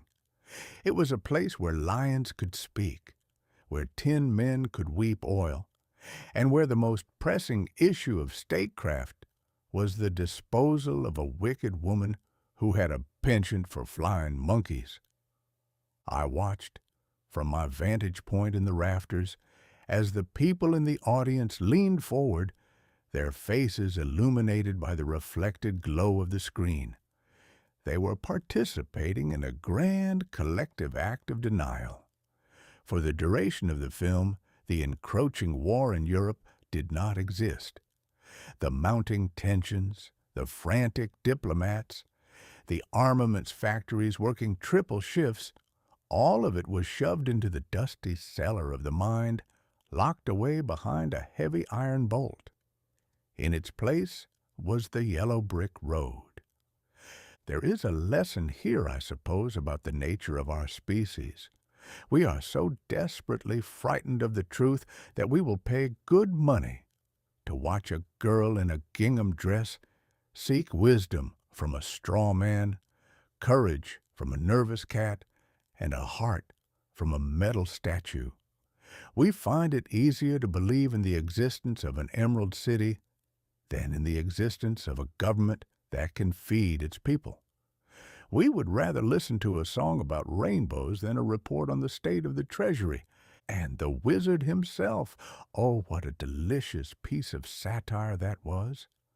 A man behind a curtain, pulling levers, turning wheels, shouting with a voice of thunder, and projecting a terrifying glowing head onto the wall, all to keep the populace in a state of terrified compliance. Is there a more perfect metaphor for the 20th century leader? They are all, without exception, men behind curtains. They rely on the spectacle, the noise, and the projection of power to convince us that they have the answers, that they are the architects of our destiny, and that we must, at all costs, bow before their greatness. And yet, if one were to peel back the curtain, to ignore the smoke and the lights, what would one find? A small, frightened, sweating little man, frantically trying to manage the machinery of his own insignificance, terrified that the dog will pull back the screen and reveal the utter emptiness of the office. The audience laughed at the wizard, of course. They thought it was a farce. They did not realize that they were watching a documentary. They cheered when the curtain was pulled. They cheered when the man behind it was exposed as a charlatan, and they went home to their own lives, never once pausing to think that the men who were currently deciding whether or not their sons would march into the mud were doing precisely the same thing, albeit with a lot more gunpowder and a lot less song and dance. The ruby slippers, I suspect, were the true tragedy of the piece, to be given the power to go home at any moment simply by tapping one's heels together, and to realize that one must learn to use that power. It is a cruel, beautiful, and utterly human burden. We are all searching for home, are we not? We are all searching for that place where the world is kind, where the color is warm, and where the heart is not constantly trying to break. We wander the yellow brick roads of our own lives. We fight the flying monkeys of our own anxieties, and we search for the wizard who will give us the permission to be happy, never realizing that the power to click our heels has been with us all along. But what a comfort, what a cold, stiff, glorious comfort it was to see it on the screen. The world outside the cinema was a darkening place, a world of shadows and sirens, of marching boots and iron borders, but inside, there was a girl, a dog, and a dream that was as vivid as a sunset. For 2 hours, the Great Depression was merely a bad memory, and the coming war was just a distant, muffled thunder. We are a strange lot, we humans. We build cathedrals to our own destruction with one hand, and we paint murals of angels on the ceilings with the other. We go to war, and we go to the movies. We face the reality of the crater, and we seek the escape of the cyclone. We are never quite satisfied with the world as it is, and so we recreate it over and over again in the light of the projector. And so the world of 1939 sat in the dark and watched the screen, and for a few brief, precious hours, they were transported.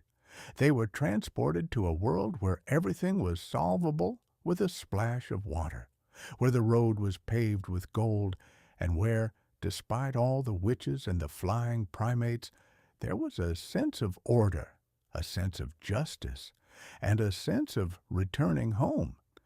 It was the greatest, most successful lie of the century, and it was worth every penny of the admission price. When they walked out of the theater and back onto the street, the world was still gray. The sky was still the color of a bruised plum. The war was still waiting like a shark in the deep water just beneath the surface of the headlines. But they walked with a little more color in their step, a little more lightness in their heart. They had seen the yellow brick road. They had seen the emerald towers, and even if they were going back to a dust bowl, they knew that somewhere over the horizon there was a dream that didn't require a patent or a war or a man behind a curtain. There was a dream, and it was waiting for them to tap their heels. It was, in its own whimsical, fragile way, the most dangerous and the most necessary thing they could have ever seen. It was the hope that, eventually, we might just find our way back to the heart of the matter, provided we can survive the storm. Chapter 10. The Burning of Atlanta and the $5 Cuss. There is a particular flavor of hysteria that can only be cultivated in a southern city on a humid evening, a concoction brewed from equal parts civic pride, social obligation, and the frantic, collective desire to prove that one has not been left behind by the march of progress. In the December of 1939, the city of Atlanta, a place that holds its history like a man holds a jagged piece of glass, both precious and capable of drawing blood, decided to host the premiere of the decade. The motion picture was Gone with the Wind, a piece of celluloid tapestry so vast and so ambitious that it seemed less like a film and more like a tectonic shift in the landscape of American entertainment. The town was draped in bunting, the streets were choked with visitors, and the socialites were in a state of agitation that bordered on the medical. One might have thought the second coming was upon them, or at the very least, a tax refund for the entire state. They donned their hoop skirts and their frock coats. They arranged their hair into structures of architectural complexity, and they stood in the streets waiting for the luminaries of the silver screen to arrive. It was a spectacle of such earnest, unadulterated vanity that it would have made a peacock blush with inadequacy. The film itself, when it finally flickered to life upon that great silver expanse, was a marvel. It was a riot of technicolor excess, a sweeping saga that treated the destruction of a society with the same breathless wonder that a child applies to a fireworks display.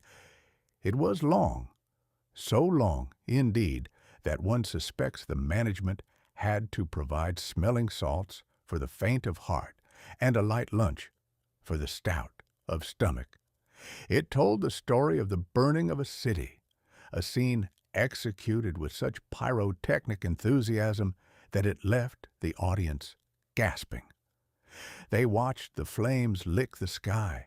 They watched the grand mansions crumble into ash, and they sat there in their plush cushioned seats, entirely unbothered by the fact that the world outside their velvet-lined bubble was currently engaged in a far more efficient, far more global, and far less picturesque version of the very same calamity. But it was not the fire that gripped the national consciousness. It was not the sweep of history, the tragedy of the lost cause, or the sheer brute effort of producing a film that cost more than a small navy. No, the thing that truly set the nation's moral compass spinning like a top, the thing that caused the censors to break out in cold sweats and the local pastors to prepare their most thunderous Sunday sermons, was a single, solitary, four-letter word. The word was damn. It arrived at the very end of the picture, delivered with a casual indifference by the leading man, Rhett Butler. He looks at his companion. He utters the phrase, "Frankly, my dear, I don't give a damn." And with that, he turns his back on the lady and walks off into the fog. It was a moment of supreme cinematic nonchalance, a perfect period at the end of a long, flowery sentence. But to the guardians of the public morality, it was an earthquake. The Hayes office, that august body of gentlemen whose sole purpose in life seemed to be the prevention of the American public from hearing a swear word, had spent months in a dither over that particular scrap of dialogue. They fretted, they consulted their rule books, and they levied a fine of $5,000 upon the studio for the privilege of allowing that vulgarity to escape into the ether. $5,000. In 1939, one could buy a very respectable house for such a sum, or a fleet of sturdy mules, or enough corn to feed a regiment for a month. And here it was, being paid out, like a ransom, to the censors, for the right to let a man express his profound lack of concern for his lover. The irony of the situation was so thick you could have sliced it with a butter knife and served it on a biscuit. Here we were, a nation standing on the brink of a world war, a nation reading the headlines about the collapse of borders and the rise of dictators and the slow, inevitable erosion of the peace we had fought so hard to buy. And we were losing our collective minds over a dam. We were ready to send our young men to the other side of the planet to face the terrors of the machine age, but we couldn't handle the terror of hearing a man use the language of the stable on a screen the size of a billboard. It is a curious trait of the human animal, this obsession with the decorum of the tongue. We are perfectly happy to watch a city burn to the ground, so long as it is done in glorious saturated color and the people doing the burning are wearing nice costumes. We are entirely comfortable with the concept of systematic destruction, provided it is handled with the proper dramatic pacing. But let a man suggest that he is not particularly concerned about the state of his romantic affairs, and the heavens must surely fall. The public, for their part, loved it. They ate it up. They went to the theater. They waded through 3 hours of hoop skirts and historical melodrama, and they waited with bated breath for the damn. When it came, they didn't swoon, they didn't walk out, and they certainly didn't write to their congressman to demand a repeal of the Hayes Code. They chuckled. They whispered it to their neighbors. They turned the word into a badge of honor, a secret handshake of the modern age. It became, overnight, the most famous word in the English language, a testament to the fact that nothing sells a product quite like the promise of a little bit of forbidden fruit. I sat there watching the crowds pour out of the theaters, their faces flushed with the thrill of the spectacle, and I wondered what they would think if they knew how little their indignation actually mattered. The world was changing, and it was not changing because of the words we chose to use in our cinema. It was changing because of the forces we were unleashing in our factories, our laboratories, and our legislatures. The fire on the screen was a shadow, a ghost, a flicker of light. The fire that was coming for the world was the real thing, and it didn't care a whit whether you said darn, damn, or bless your heart. There is a comfort, I suppose, in the small, manageable controversies. It is much easier to be angry at a movie studio for using a swear word than it is to be angry at yourself for allowing the world to slide into the abyss. It is much easier to police the language of the screen than it is to police the actions of the men who decide the fate of nations. We are very good at identifying the damn, but we are terrible at identifying the danger. We are the champions of the small outrage, the masters of the misplaced priority. The burning of Atlanta on that silver screen was a masterpiece of illusion. The fire was gas, the heat was lights, and the misery was make-believe. But the moral panic over the dam was entirely, authentically, and embarrassingly real. It was a portrait of a society trying to keep its parlor tidy while the roof of the house was already sagging under the weight of the coming storm. We left the theater clutching our programs and our hats, feeling as though we had participated in a grand event. We had seen the past, we had seen the beauty, and we had seen the destruction of a way of life. And as we walked out into the cool night air, we looked at the moon, we looked at the quiet street, and we felt a fleeting, desperate hope that our own world would not follow the script.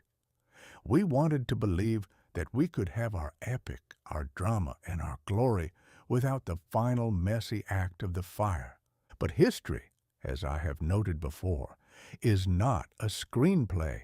It does not pause for the censors. It does not pay a fine when it uses a word that offends the sensibilities of the establishment. It just burns. And it burns whether you are watching it in Technicolor or whether you're living it in the gray, cold, honest light of the day. We paid our nickel, we took our seat, and we watched the show. And when the credits rolled and the lights came up, we were still here, and the damn was still ringing in our ears, and the world was still waiting, silent and patient, to see if we had learned anything at all. I suspect, looking back at the ledger, that we hadn't. But we did have a lovely time at the movies. Chapter 11. The Fish That Forgot to Stay Extinct. There is no creature quite so convinced of its own omniscience as your modern man of science, particularly when he has a shelf full of leather-bound volumes, a pince-nez, and a reputation to maintain. These gentlemen are remarkably fond of order. They like to draw lines in the dust of history, put a label on the year, and declare with the absolute finality of a graveyard headstone that such and such a creature ceased to exist 66 million years ago. It is a comforting arrangement, you see. It keeps the world tidy, keeps the textbook short, and allows the academic to sleep soundly, knowing that he has not missed anything of any consequence in the deep, dark corners of the brine. But nature, that prankster, that mistress of chaos, that lady who delights in pulling the chair out from under the vanity of men, has never once bothered to read a scientific journal. She does not care for our deadlines, she does not care for our fossil records, and she most certainly does not care for the audacity of a creature that has been dead for an epoch suddenly deciding to show up at the local fish market, looking for all the world like it had merely stepped out for a cup of tea and lost track of the century. It was in the year 1939, that year of frantic, jittery uncertainty, that a sharp-eyed young woman by the name of Marjorie Courtenay Latimer, a curator of a modest museum in East London, South Africa, decided to take a stroll through the docks. She was, unlike the gentleman in the ivory towers, a woman who looked at things with her own eyes rather than through the distorted lens of expectation. She found herself standing before a pile of trawler catch, a heap of slippery, glistening, ordinary fish that were destined for the frying pan. And there, nestled amongst the common fare, lay a monster. It was a fish that looked as though it had been carved out of ancient rusted iron. It was armored in scales that felt like chain mail, possessed of fins that resembled limbs, and it looked back at her with an eye that held the weary, jaded indifference of something that had seen the dinosaurs come and go and found the whole business rather tiresome. It was a coelacanth, and according to every expert in every university from London to New York, it had been dead and buried since the Cretaceous period. One can only imagine the sensation that must have washed over the good Miss Courtenay Latimer. It was not unlike finding a woolly mammoth wandering through the lobby of a grand hotel, or stumbling upon a Roman centurion in a modern pub, ordering a pint and complaining about the quality of the lager. The fish was 6 feet of impossible. It was a walking, swimming, breathing clerical error in the ledger of evolution. When she sent the telegram, for in those days we still used wires to shout across the ocean, the scientific bureaus reacted with a predictable, sputtering outrage. They did not want to believe it. They could not believe it. To accept the fish was to accept that they were ignorant. It was to accept that there were vast, yawning gaps in their knowledge of the world, and that their precious timelines were about as reliable as a weather report from a blind man. They spent a goodly amount of time trying to convince themselves that it was a hoax, a taxidermy joke, a fabrication designed to make them look like the fools they were. But the fish was real. It existed. It was right there on the table, smelling faintly of the deep, cold, and mysterious ocean. It had not stayed extinct. It had simply gone about its business, swimming in the dark, ignored by the hubris of man, and entirely unconcerned with the fact that it was supposed to be a fossil. There is a profound, stinging humor in this, is there not? Here was the human race in the spring of 1939, patting itself on the back for having mastered the secrets of the earth, the sky, and the deep. We were measuring the stars. We were splitting the atom. We were drafting treaties and building armies to settle the final questions of human history. We were so busy acting as the lords of creation that we had failed to notice that we didn't even know what was swimming in the backyard of the planet. The coelacanth was a rebuke.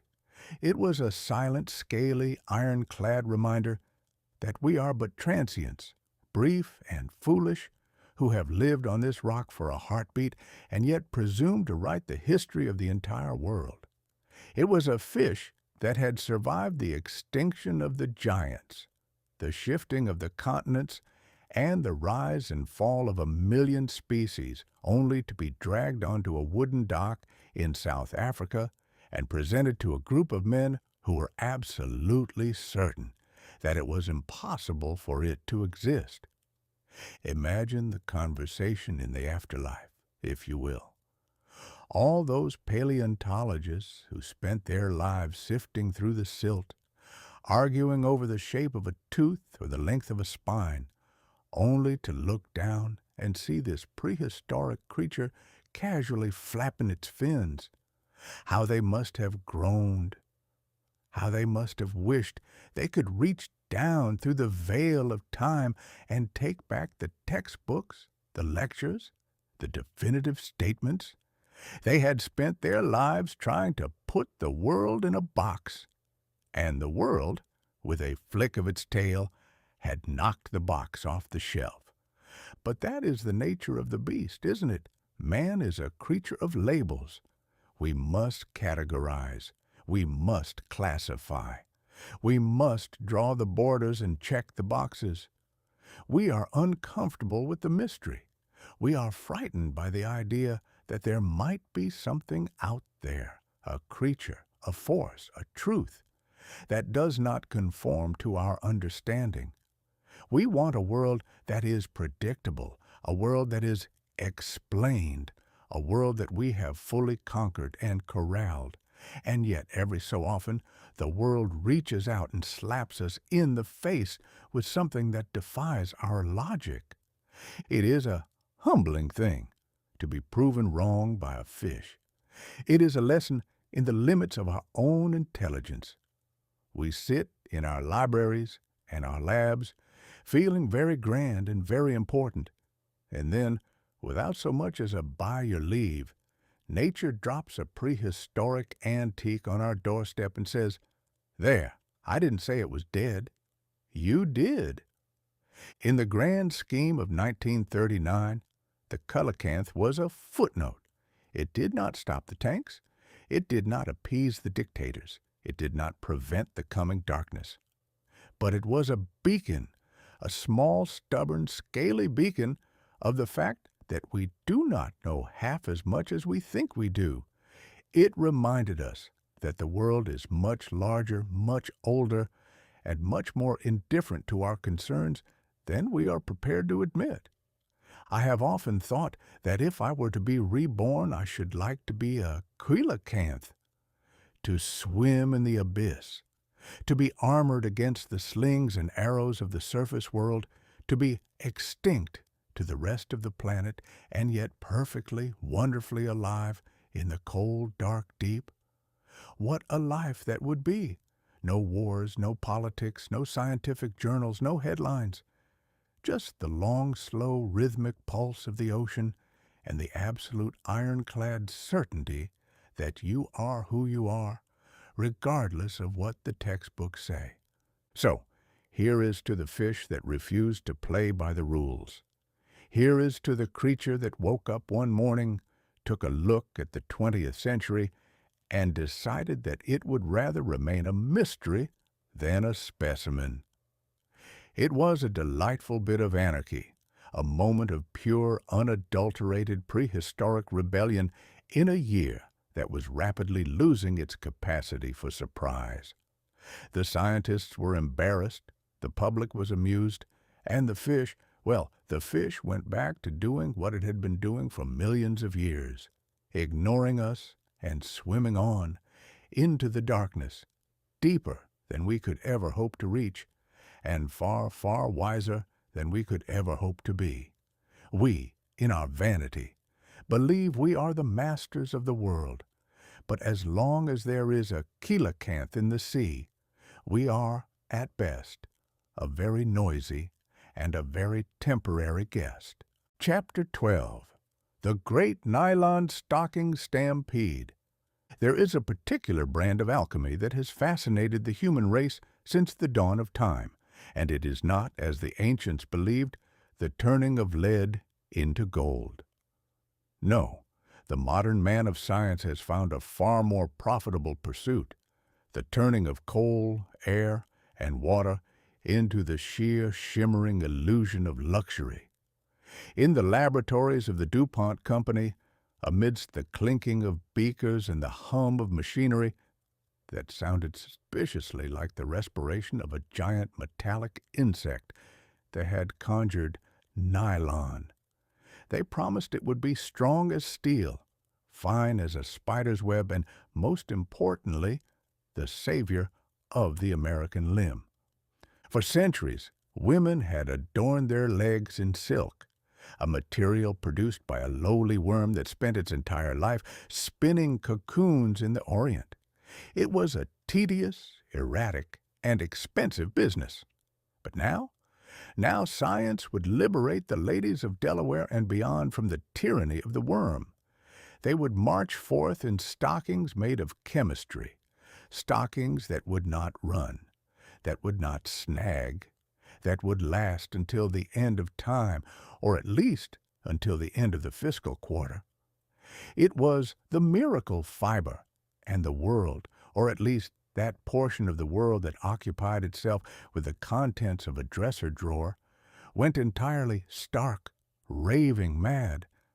I have often observed that there is no force in nature quite so powerful as a sudden artificial shortage of a vanity item.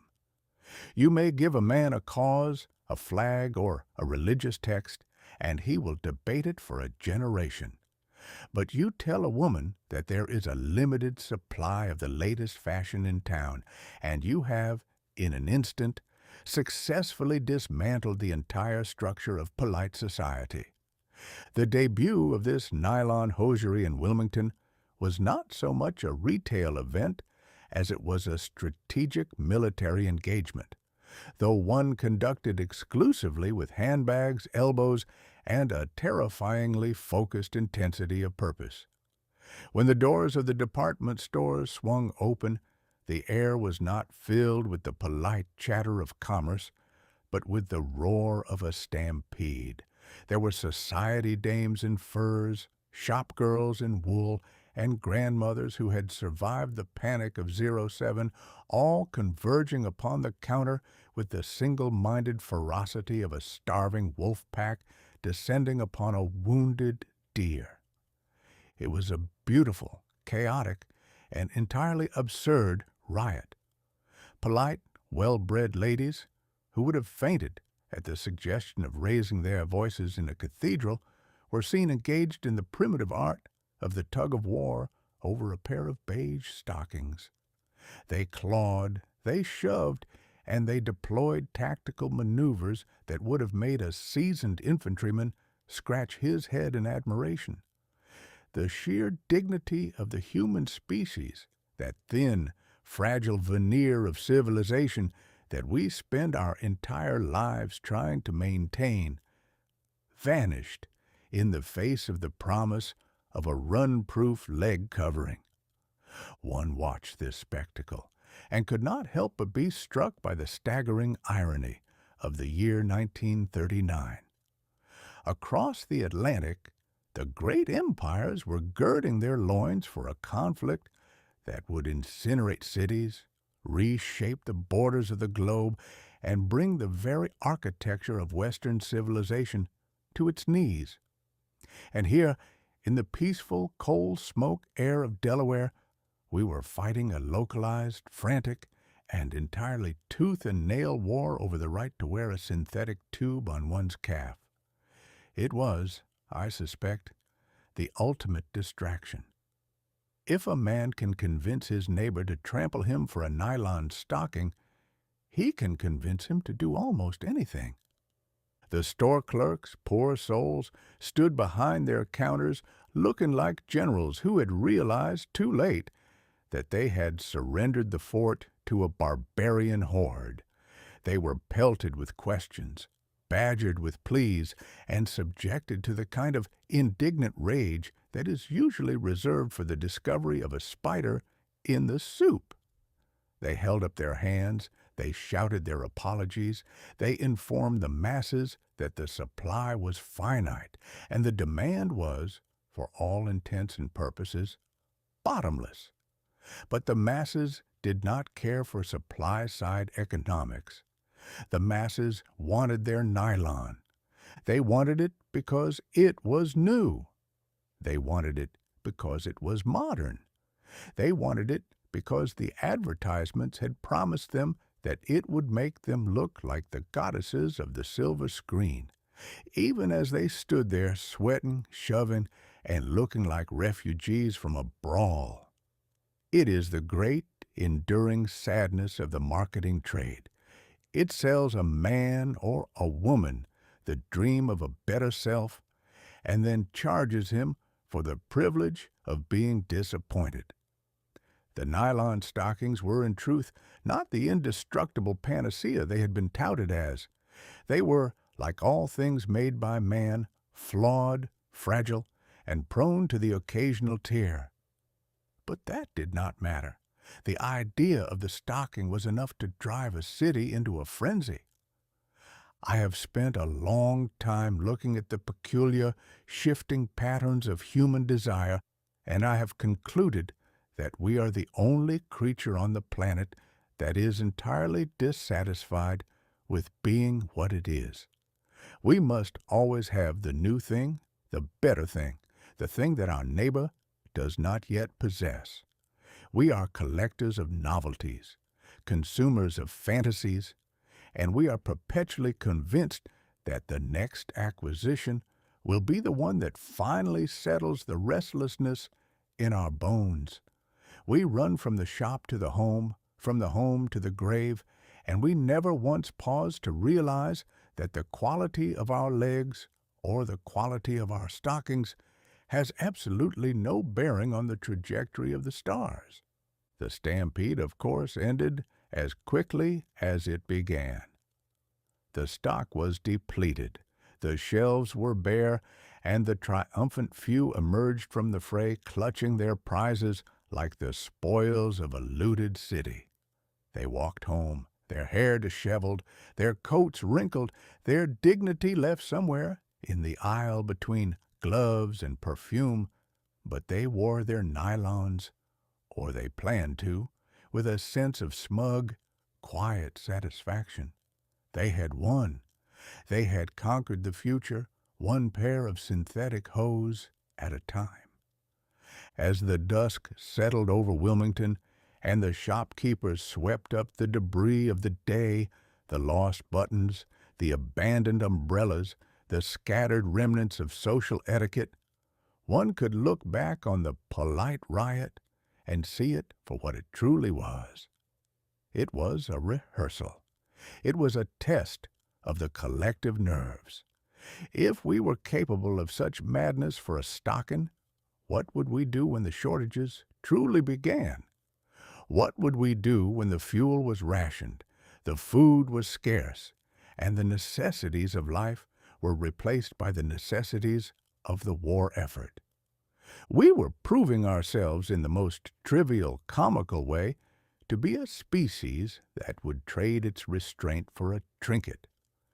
We were demonstrating that the illusion of luxury is a potent, intoxicating brew, one that can make even the most rational mind go wandering off into the woods of insanity. The nylon stocking was the first casualty of the War of the Home Front, a war fought not with bullets, but with credit cards and elbows, a war where the enemy was not the foreign power, but the woman standing next to you in line.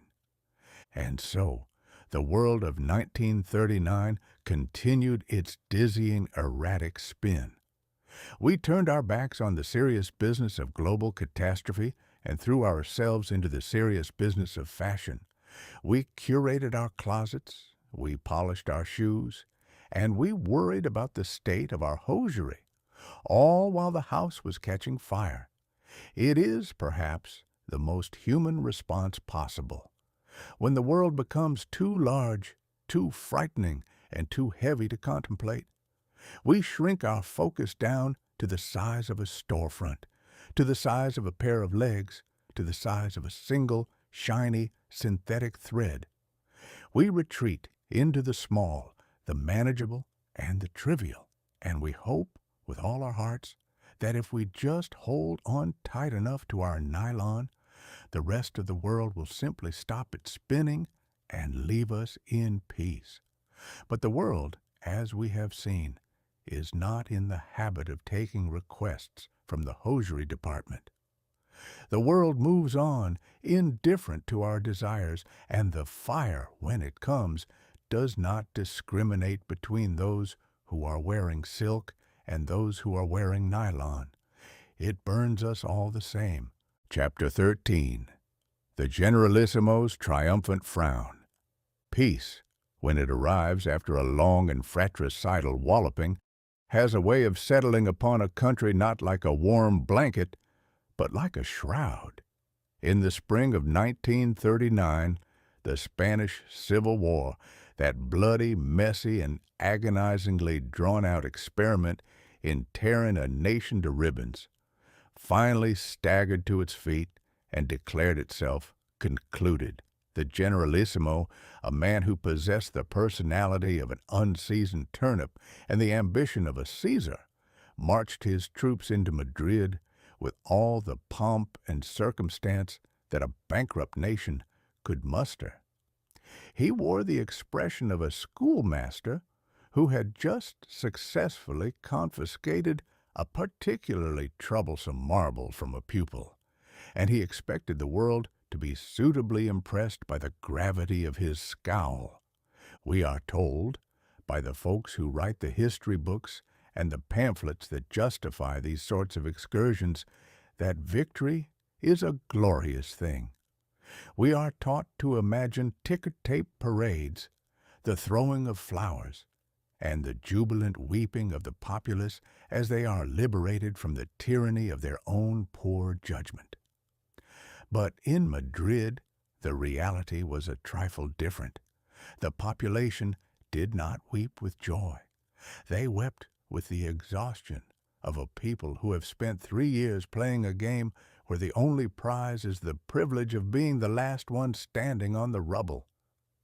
The Generalissimo, Franco, as the world would come to know him, a name that would eventually sound as heavy and as cold as a lead coffin, looked out over his new domain with the unblinking, satisfied gaze of a man who has successfully weeded his garden by uprooting the entire lawn. He had brought order, the kind of order that the cemetery provides where the silence is absolute and the only complaints are voiced by the worms. It was a military order, the sort that values the straight line, the polished boot, and the complete and total absence of an opinion. It is a curious thing, the human animal's infatuation with the strong man. We seem to harbor a deep, subterranean desire to be led by someone who looks as though he never smiles, never jokes, and never, under any circumstances, loses his keys. We equate the sour face with a strong mind, and we interpret the total lack of warmth as the presence of pure, unadulterated resolve. The Spanish people, having been battered by their own passions and polarized by their own zealots, were handed this stone-faced monument to authority, and were told that this was the salvation they had been praying for. But what is victory, really? When you strip away the flags and the military marches and the speeches about the destiny of the nation, what are you left with? You are left with a ruined country. You are left with bridges that no longer connect, factories that no longer produce, and fields that have been sown with lead instead of wheat. You are left with a population that is hungry, fearful, and perpetually looking over its shoulder, trying to divine whether the man at the next table is a patriot or a ghost. The Generalissimo's triumphant frown was the defining image of that spring. It was a frown that said, "I have achieved my goals, and you will now be quiet about it." It was the frown of a man who regarded the act of governance not as a responsibility to his fellow man, but as a discipline to be enforced upon the unruly.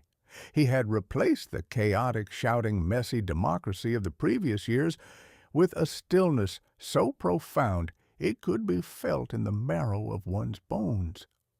I imagine the Generalissimo sat in his office looking at his maps, feeling entirely satisfied with the outcome. He had won the argument. He had defeated the opposition, not by convincing them of the error of their ways, but by removing their ability to speak at all. It is a very effective way to win an argument, though it does tend to kill the conversation. And in the aftermath, as his troops patrolled the streets of a city that had been reduced to a collection of hollowed-out shells, he must have felt the immense heavy satisfaction of the victor. He had the power, he had the control, and he had the total crushing and absolute silence of his subjects. The rest of the world, for its part, looked on with a mixture of relief and nervousness. The great democracies of the West, who had spent the better part of the war sitting on their hands and wondering if it was impolite to interfere in the domestic butcheries of another nation, breathed a sigh of relief. The Spanish question had been answered. The conflict had been contained. The map had been fixed. They could go back to their own problems, their own economies, and their own mounting anxieties about the giant in the East, safely assuming that Spain would no longer be a source of trouble. They saw the order, and they mistook it for peace. It is the great recurring error of the international set to confuse the absence of sound with the presence of harmony. They saw the Generalissimo's stern face in the newspapers, and they thought, well, at least he's a steady hand. He won't be starting any fires. They did not realize that the fire was already burning. It had just been smothered under a layer of wet, heavy authoritarian sand. And what of the people? They went about their business in the shadow of that frown. They lived their lives in the long gray twilight of the post-war era.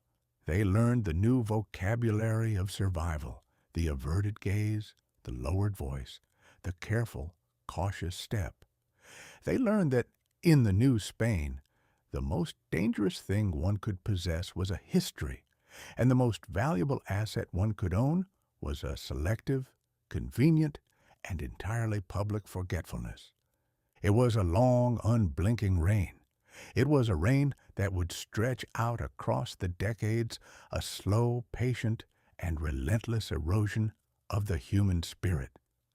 The Generalissimo would remain, unsmiling and unyielding, a fixture of the European landscape, a reminder of what happens when a nation decides that it would rather be quiet than free. He was the anchor that kept the country from drifting, but he was also the weight that kept it from sailing. I suppose there is a dark, sardonic lesson in all of this, if one has the stomach to look for it. The war, which had started as a clash of grand ideals, of socialism and tradition, of secularism and faith, had ended not with a bang, but with a stiff, military, and unyielding posture. It had ended in a stalemate of the soul, where the victor had won everything except the one thing that actually matters, the heart of the country he claimed to have saved. One looks back at that spring in Madrid, at the columns of soldiers marching through streets that smelled of damp masonry and despair, and one feels a profound, aching sense of waste. All that passion, all that blood, all that sacrifice, and all that burning zeal, it had all been distilled into a single, gray, unsmiling face, watching from a balcony. It was a victory, certainly. It was a triumph of will over chaos. But it was a triumph that left everyone poorer, everyone quieter, and everyone just a little bit more certain that the world was a cold, indifferent, and fundamentally broken place. So, the Generalissimo frowned, and the nation held its breath, and the world moved on, eager to ignore the silent, brooding tragedy of the peninsula. We like to think that history is a river, always flowing, always carrying us toward something better. But sometimes history is just a stagnant pond, trapped behind a dam of our own making, waiting for the pressure to build, waiting for the cracks to show, waiting for the day when the water finally breaks through the wall. In 1939, Spain was that pond. And the Generalissimo, with his frown and his boot and his total ironclad control, was the man who had built the dam, entirely unaware that he was just delaying the flood and absolutely convinced that he had mastered the river. He was to learn, as all such men eventually do, that you can stop the water, but you can never, ever stop the rain. Chapter 14. The Winter War and the Flaming Cocktail. There is a particular brand of arrogance that belongs exclusively to the great power, that monumental, bloated, and self-important beast that looks at a map, traces a line with a thick, calloused finger, and decides that a smaller neighbor is not so much a sovereign nation as it is a snack waiting to be unwrapped. In the closing months of 1939, the Soviet Union, led by the man of steel and paranoia, Mr. Stalin, decided that the Finnish Republic was getting far too big for its boots, or rather, that its boots were far too close to the sprawling, nervous borders of the motherland, and so, with the kind of logistical grace one might expect from a drunken elephant trying to perform a waltz, the Red Army was ordered to cross the border and swallow Finland whole. It was, by all conventional accounts, a match that should have lasted about as long as a snowball in a furnace. The Soviet Union had the tanks, the planes, the artillery, and a population that stretched from here to next Tuesday.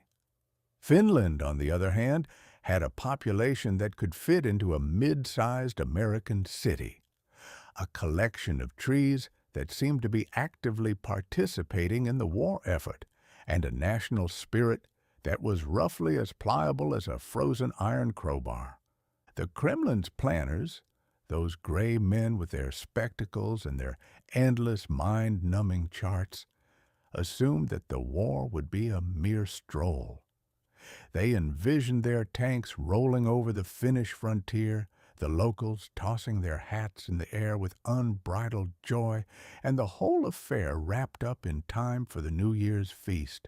They had accounted for everything, it seemed, except for the inconvenient fact that the Finns are a people who, when confronted with the prospect of being told what to do by a neighbor, prefer to retreat into the woods, put on a pair of wooden planks, and wait for the intruder to stumble into a drift. And stumble they did. The Russian tank, a magnificent machine in theory, proved to be an exceptionally expensive paperweight when confronted with the reality of a Finnish winter. The temperature dropped to a level that would make a polar bear look for a scarf, and the machinery, having been built in factories where cold was a theoretical concept, began to seize up with a synchronized mechanical despair. The Red Army soldiers, dressed in heavy, cumbersome wool and filled with the misplaced confidence of the ill-informed, found themselves marching into a landscape that was less a battlefield and more an inhospitable white purgatory. Meanwhile, the Finns were playing a game of hide-and-seek that would have baffled a bloodhound. They moved through the forests like ghosts, appearing from the blinding white of the snow, firing a shot, and vanishing before the Russians could figure out which end of the gun to hold.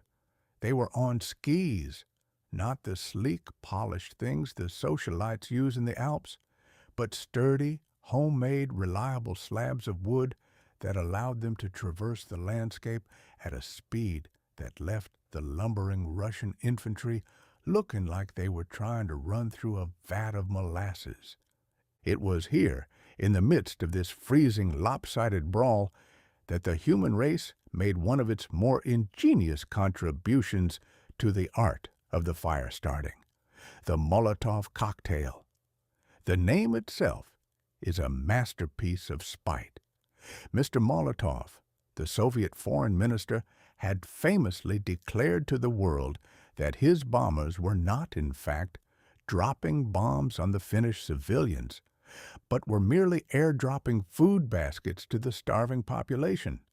The Finns, being a people who appreciate a good joke, especially when it involves the potential for explosive retribution, decided that if the Soviet minister was providing the bread baskets, they would provide the drinks.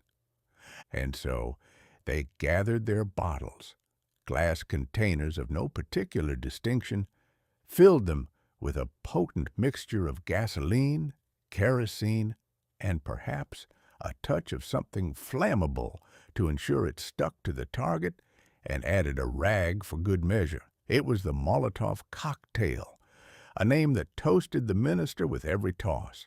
It was a weapon of pure, unadulterated, home-brewed defiance.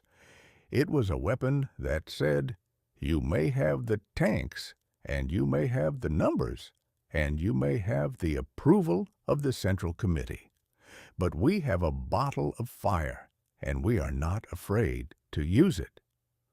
To see a Soviet tank, that hulking, menacing, ironclad representative of the modern industrial age, brought to a halt and set ablaze by a lone Finnish farmer in a wool sweater tossing a bottle of gasoline. It was a sight that the world found profoundly, inexplicably funny. It was the ultimate satire of the great power. It demonstrated, in the most literal terms possible, that all the planning in the world is no match for a motivated local with a bit of ingenuity and a complete lack of regard for his own safety. The Soviets were, for a time, the laughingstock of the world. They had gone in expecting a victory march and had instead found themselves in a bloody, icy, and embarrassing muddle. They lost men, they lost face, and they lost the illusion of invincibility that they had worked so hard to cultivate. The winter itself seemed to be in on the joke, biting at the heels of the invaders, swallowing their trucks in drifts, and hiding the Finns whenever the Soviets tried to look for them. I reckon there is a lesson here for the empires of the world, though I suspect the empires are far too busy staring at their own reflections to ever learn it. You can build the biggest army, you can manufacture the most terrifying machines, and you can draft the most detailed plans for the subjugation of your neighbor. But you cannot force a man to love you, and you certainly cannot force a man to be defeated when he is fighting on his own turf and he has a bottle of gasoline in his hand. The war would eventually end, of course. The sheer crushing weight of the Russian numbers would, in the fullness of time, grind the Finns down. But the Winter War remains a testament to the fact that size is not a proxy for strength, and that a massive bureaucracy, no matter how armed, is a clumsy instrument when it is wielded against a people who know the woods better than the invaders know their own maps. As I sat there, watching the Soviet tanks shivering in the snow, their crews trying to warm their hands over the fires of their own wreckage, I was struck by the absurdity of it all. It was 1939, and the world was obsessed with machines, with the speed of the clipper, with the color of the screen, and with the grand mechanical progress of civilization. And yet, here, in the frozen forests of the North, the war was being won not by the machines, but by the wood, the winter, and the bottle. It was a return to the primitive, a reminder that underneath the thin, shiny coat of our 20th century technological marvels, we are still just a collection of stubborn, inventive, and often quite ridiculous primates, capable of being just as cruel and just as brave as our ancestors were in the caves. The world looked at the Soviet giant, limping away from the Finnish woods, its nose bloodied and its pride in tatters, and it realized that the giant was not quite the god it had claimed to be. It was just a giant, big, yes, and dangerous to be sure, but capable of being tripped and capable of being made to look like a fool. And that, in a year that was rapidly filling up with the smoke of impending disaster, was perhaps the only bit of good news we were going to get. It wasn't peace, and it wasn't justice, but it was a reminder that even the biggest bully on the block can be made to look silly if you know how to throw a bottle. And that is a bit of wisdom that I dare say the empires of the world would do well to tuck away in their pockets, right next to their maps of future conquests. Chapter 15. The Letter from the Wild-Haired Physicist. There is a particular brand of irony that the universe enjoys cultivating, a sort of cosmic jest that suggests the Almighty has a taste for the theatrical. It is a joke played on the men of intellect, the dreamers, the tinkerers, and the fellows who spend their lives peering into the clockwork of the cosmos to see what makes the gears turn. You take a man, a kindly, soft-spoken sort, with hair that looks like he has recently been involved in an intimate argument with a static electricity generator, a man whose only desire is to know the mind of the Creator, and you place him in a position where he must become the herald of the apocalypse. Albert Einstein, the gentleman in question, was not a man of war. He was a man of violins and equations, a man who preferred the company of a chalkboard to the company of a general. He was a pacifist of the most sincere and annoying variety, the kind who actually believes that if we all sat down and explained ourselves, the guns would stop firing and the borders would melt away like butter in a skillet. And yet, there he sat, in the autumn of 1939, with a fountain pen in his hand and the weight of the future pressing down on his desk like a ton of bricks, writing a letter to the American president, Mr. Franklin D. Roosevelt. It is a singular, mind-boggling spectacle. The man who had discovered that time is relative and that gravity is merely the warp and weft of the universe's own fabric, was now forced to contemplate the terrifying possibility that the universe's smallest, quietest, and most obedient servant, the atom, was actually a very small, very angry bee waiting to be let out of the jar. He had discovered the equation that explained the sun, only to find that the sun's fire could be bottled, replicated, and dropped upon the heads of one's enemies.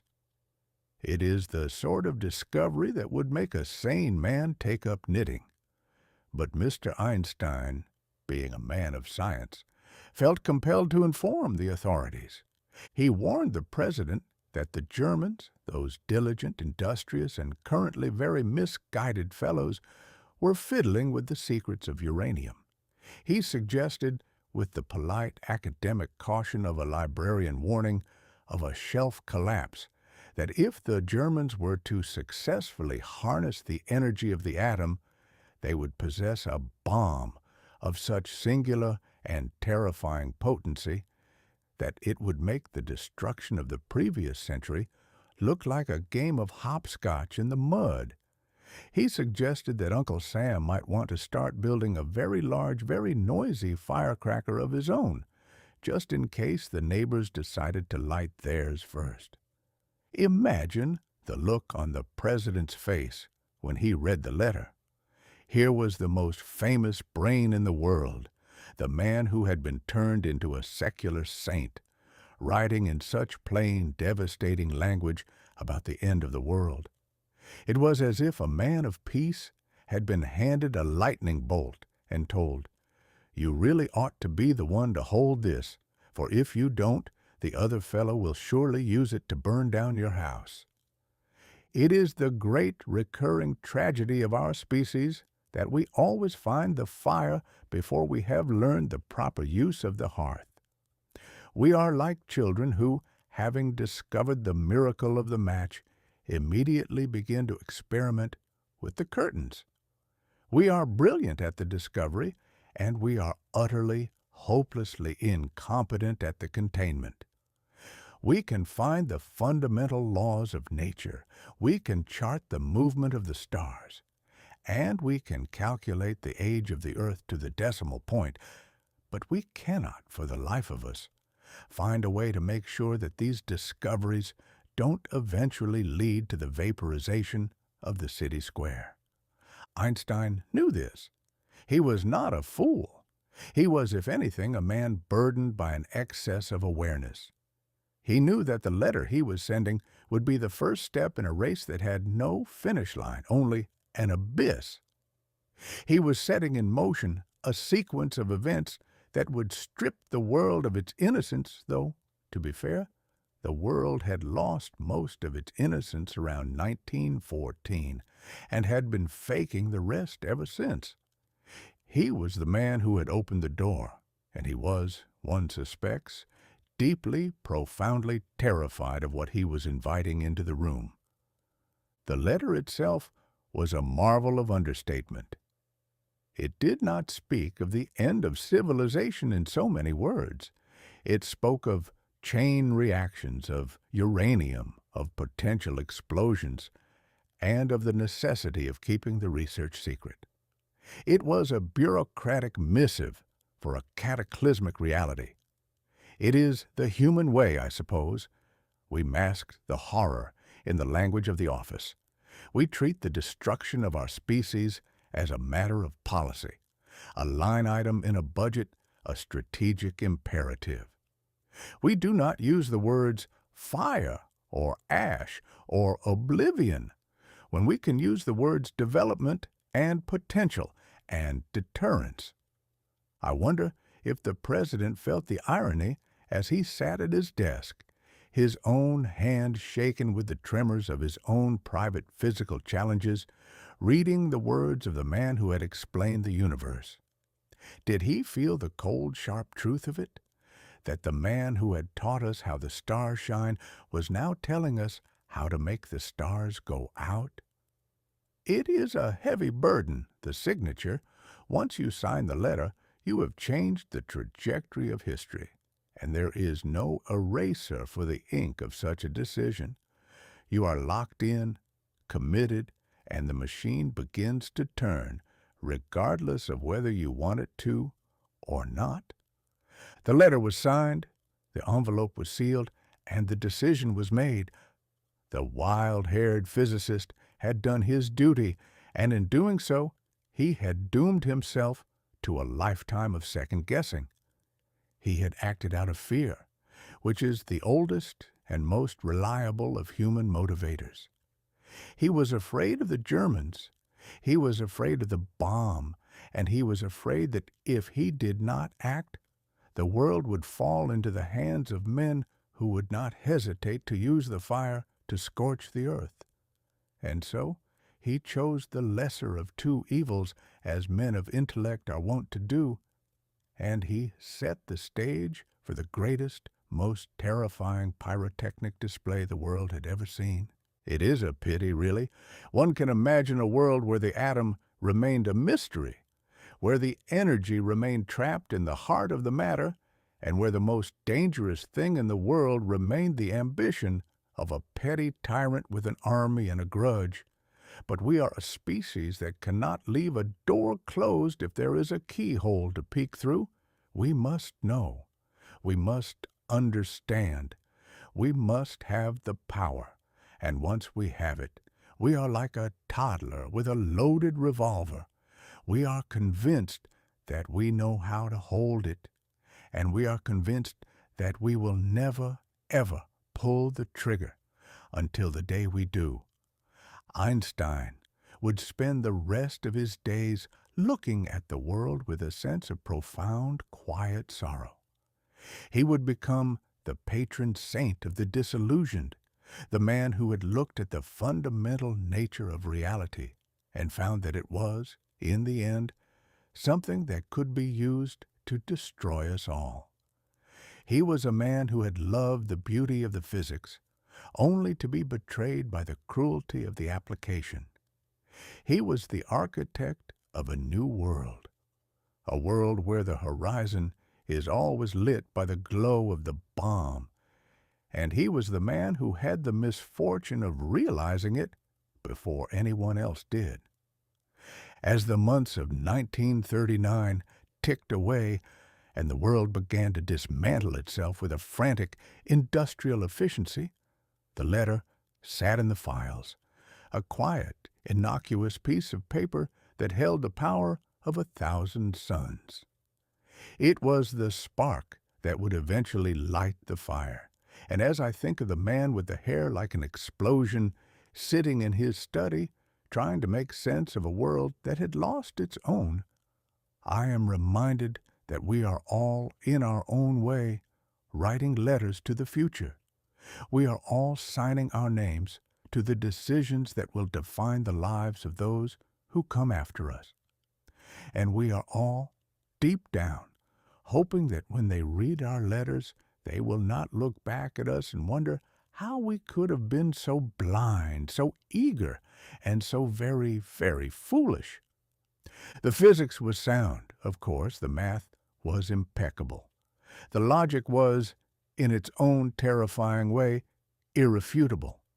If you have the power to create a bomb, and you know that your enemy is trying to create the same bomb, the only logical choice is to create your own bomb first. It is the logic of the schoolyard, the logic of the gutter, and the logic of the jungle. It is the logic of the beast, and yet it was the logic of the greatest mind of the century. That is the true, sharp, cutting irony of the tale. The greatest intelligence on the planet arrived at the same conclusion as the smallest bully in the alley. The fire is coming, and you had best have the biggest torch.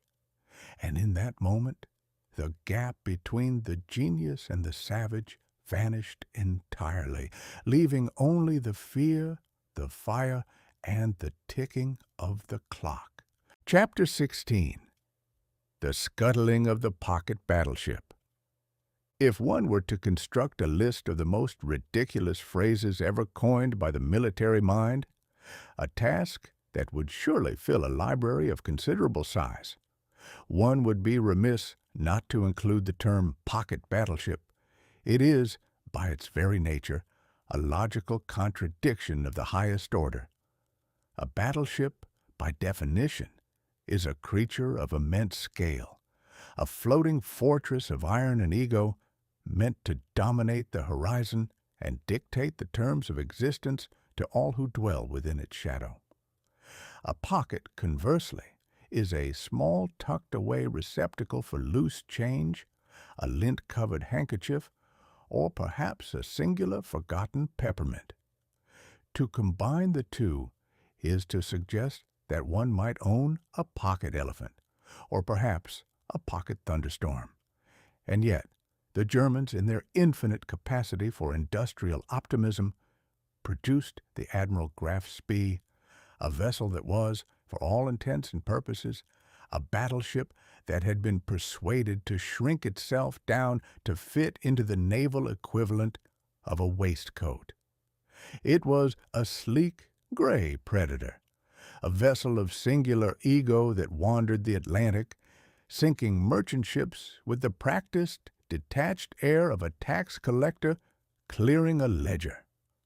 It was a commerce raider, a term that sounds vaguely piratical but was treated with all the seriousness of a crusade by the Admiralty. In December of 1939, this pocket titan found itself in the River Plate, the broad, muddy estuary that separates the shores of Uruguay and Argentina. It was there, amidst the churning brown waters, that the Graf Spee engaged in a squabble with a trio of British cruisers, the Exeter, the Ajax, and the Achilles. The battle itself was a loud, smoky, and thoroughly confused affair. It was the maritime equivalent of a barroom brawl in the dark, where everyone is swinging wildly, someone is crying, and no one is quite sure who started it or who is winning. The Graf Spee was faster, heavier, and possessed of guns that could reach out and touch you from a worrying distance. The British, however, were possessed of that peculiar, stubborn, and often fatal bravery that defines the island race. They didn't have the brawn, so they compensated with a sheer, unrelenting audacity that left the German captain, Hans Langsdorff, feeling as though he were fighting a swarm of very angry, very persistent hornets. The damage was done. The Graf Spee took a tumble. its delicate machinery ruffled, its ego bruised, and its hull sporting the kind of scars that no amount of gray paint could properly disguise. Captain Langsdorff, a man who seemed to have been cast from the mold of the old honorable school of seafaring, felt he had no choice but to limp into the neutral port of Montevideo. He expected, I suppose, a warm welcome, or at the very least a bit of peace and quiet in which to mend his wounds and reflect upon the unfairness of the universe. Instead, he found himself in the middle of an international diplomatic headache of such proportions that it would have made a seasoned politician break out in hives. He was in a neutral harbor, and according to the rules, the very rules that the great powers are so fond of writing and so diligent in ignoring, he had a limited amount of time to make his repairs and depart. If he stayed too long, he would be interned. If he left, he would have to face the British, who were currently loitering just outside the harbor, waiting for him with the patience of a spider watching a fly. And here is where the theater of war truly began. The British, sensing that they lacked the strength to finish the job should the Graf Spee decide to put to sea, decided that if they could not win the battle with steel, they would win it with smoke. They engaged in the most magnificent, audacious bluff in the history of naval warfare. They sent telegraphs. They leaked rumors. They played the radio waves like a concert pianist, all designed to convince the German captain that the entire vast, vengeful weight of the Royal Navy was waiting just over the horizon. They painted the picture of a fleet so large, so terrifying, and so utterly inevitable that it would have made a man believe he was sailing into the maw of the Kraken itself. Captain Langsdorff, a man who seemingly preferred the truth to the performance, was entirely deceived. He looked out from his bridge, his binoculars pressed to his eyes, and he saw, in his mind's eye, the shadow of 1,000 ships. He thought of his crew, young men who had left their mothers and their sweethearts to play at war in a pocket-sized battleship, and he decided that he could not send them to a certain fiery doom. He made his choice. It was the choice of an honorable man who had been outplayed by a gang of liars, and it was a choice that would cost him his life. The spectacle of the scuttling was something to behold. On the 17th of December, the Admiral Graf Spee weighed anchor and steamed out into the estuary. The banks of the river were lined with people. Thousands of Uruguayans, tourists, and interested onlookers all gathered to watch the final act of this strange nautical opera. It was the ultimate high-stakes spectator sport. They had their picnic baskets, their opera glasses, and their curiosity, and they were treated to a performance that no ticket price could ever justify. The ship stopped. The crew was evacuated, rowed away in the small boats, looking back at their gray ironclad home with the hollow eyes of the bereaved. And then the charges were detonated. It was not a small, dainty explosion. It was a roar that seemed to tear the very sky asunder, a bloom of orange fire and black smoke that rose up to blot out the sun. The great, proud Pocket Battleship, the terror of the merchant shipping lanes, the darling of the German propaganda machine, shuddered, buckled, and settled into the mud with a final, wet, pathetic sigh.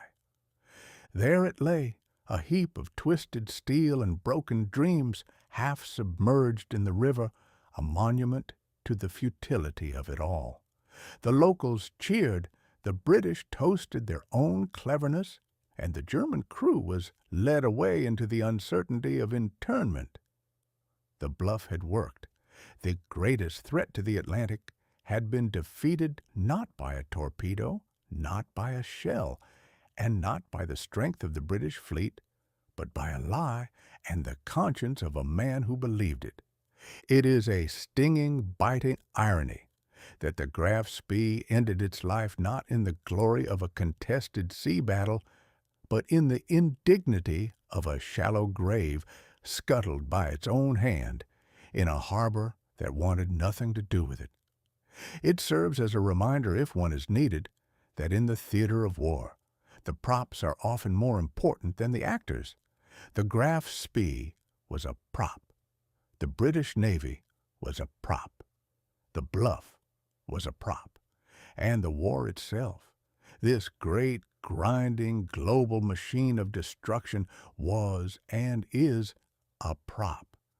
I imagine the ghosts of those sailors, had they been able to see the wreckage from their vantage point in the ether, would have looked down with a profound, aching confusion. They would have seen the fire, they would have smelled the acrid smoke of the burning oil, and they would have asked the question that remains the central enigma of the human animal. Was it worth it? Was it worth the steel? Was it worth the fuel? Was it worth the blood? And most importantly, was it worth the lie? The answer, as the tide slowly ebbed away from the broken bones of the ship, was as silent as the grave. The battleship was gone. The pocket was empty. And the war, that relentless, hungry, and entirely unpocket-sized war, continued to march across the globe, unconcerned with the fate of a single gray ship in a muddy river. It was a footnote in the ledger of 1939, a moment of high drama in a year that was rapidly becoming an epic of low tragedy. And as the sun set over the river plate, casting the ruins of the ship into a long, dark silhouette, one could almost hear the ghosts of history laughing, a cold, hollow sound that echoed across the water, mocking the vanity of men who build toys of iron and expect them to rule the world. We are a strange, contradictory, and utterly, hopelessly romantic species, forever convinced that our next big project, our next big ship, or our next big bluff will be the one to save us, and forever doomed to end up as a heap of scrap iron in a harbor, waiting for the tide to wash us away. Chapter 17. The Grandma Moses Phenomenon. There is, in the high-reaching marble-floored temples of the Manhattan art world, a peculiar affliction known as intellectual congestion. It is a malady that strikes those who spend their days peering through monocles at canvases that contain nothing but 3 triangles, a singular blue dot, and a profound sense of existential despair.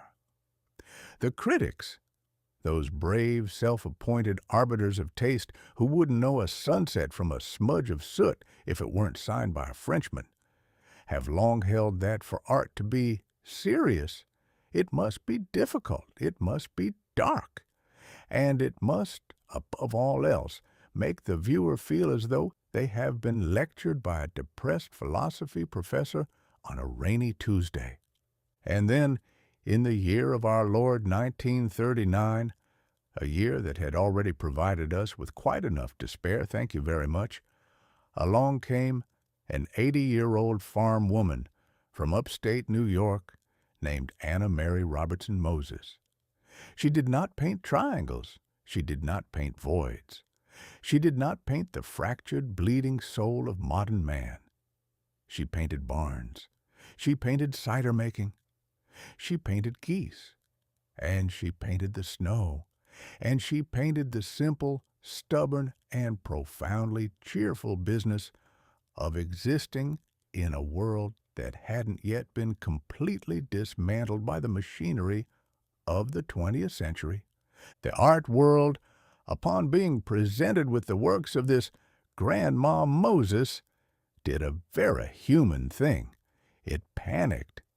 It looked at these paintings with their vibrant colors and their cheerful disregard for the laws of perspective, and it tried, with all its might, to fit them into a category. Is this primitive? Is this folk? Is this irony? Is it a protest against the abstract? They were absolutely confounded by the sheer, unadulterated gumption of a woman who, at an age when most people are content to merely sit on the porch and complain about the quality of the local butter, decided to pick up a brush and show the world how a winter landscape ought to look. There was no despair in the work. That was the rub. How is a critic, whose entire career is built upon the ability to detect the haunting underlying tragedy of the brushstroke, supposed to react to a painting of a turkey that looks as though it is having a thoroughly pleasant day? It is a professional crisis of the highest order. They were forced to fall over themselves in a rush to praise a style that contained neither triangles nor the crushing weight of impending doom. They called it authentic. They called it refreshing. They called it the return to the soul of America. What they meant, if they had the courage to say it, was, good heavens, this is the first thing I've seen in a decade that doesn't make me want to walk into the East River. The public, however, had no such reservations. The public took one look at Grandma Moses and felt a deep, resonant, and entirely instinctive sense of relief. They were tired. They were tired of the news. They were tired of the radio broadcasts. They were tired of the marching boots and the darkening horizon. They were living in a year that felt as though it were being orchestrated by a madman with a penchant for pyrotechnics, and the idea that there was a grandmother in New York still painting the way a cider press looked in the autumn was, to them, a comfort that no amount of avant-garde nonsense could ever provide. It is a curious and revealing phenomenon, this. Why do we flock to the simple when the complex is busy breaking our hearts? I suspect it is because we are, at our core, creatures of nostalgia. We harbor a secret, stubborn belief that if we could just get back to the barn, back to the cider, back to the snowy hill where the goose is fat and the winter is just a bit of weather rather than a prelude to a siege, we would be all right. We are like the child who, having been startled by a shadow, runs back to the nursery to see if the toys are still there. Grandma Moses was the nursery. Her paintings were the teddy bears of the national imagination. The Manhattan critics, those sophisticated chaps who had spent years convincing themselves that the world was a cold geometric abstraction, found themselves standing in front of her work, trying to maintain their posture while their hearts were melting like ice cream on a summer sidewalk. They had to invent a vocabulary for it.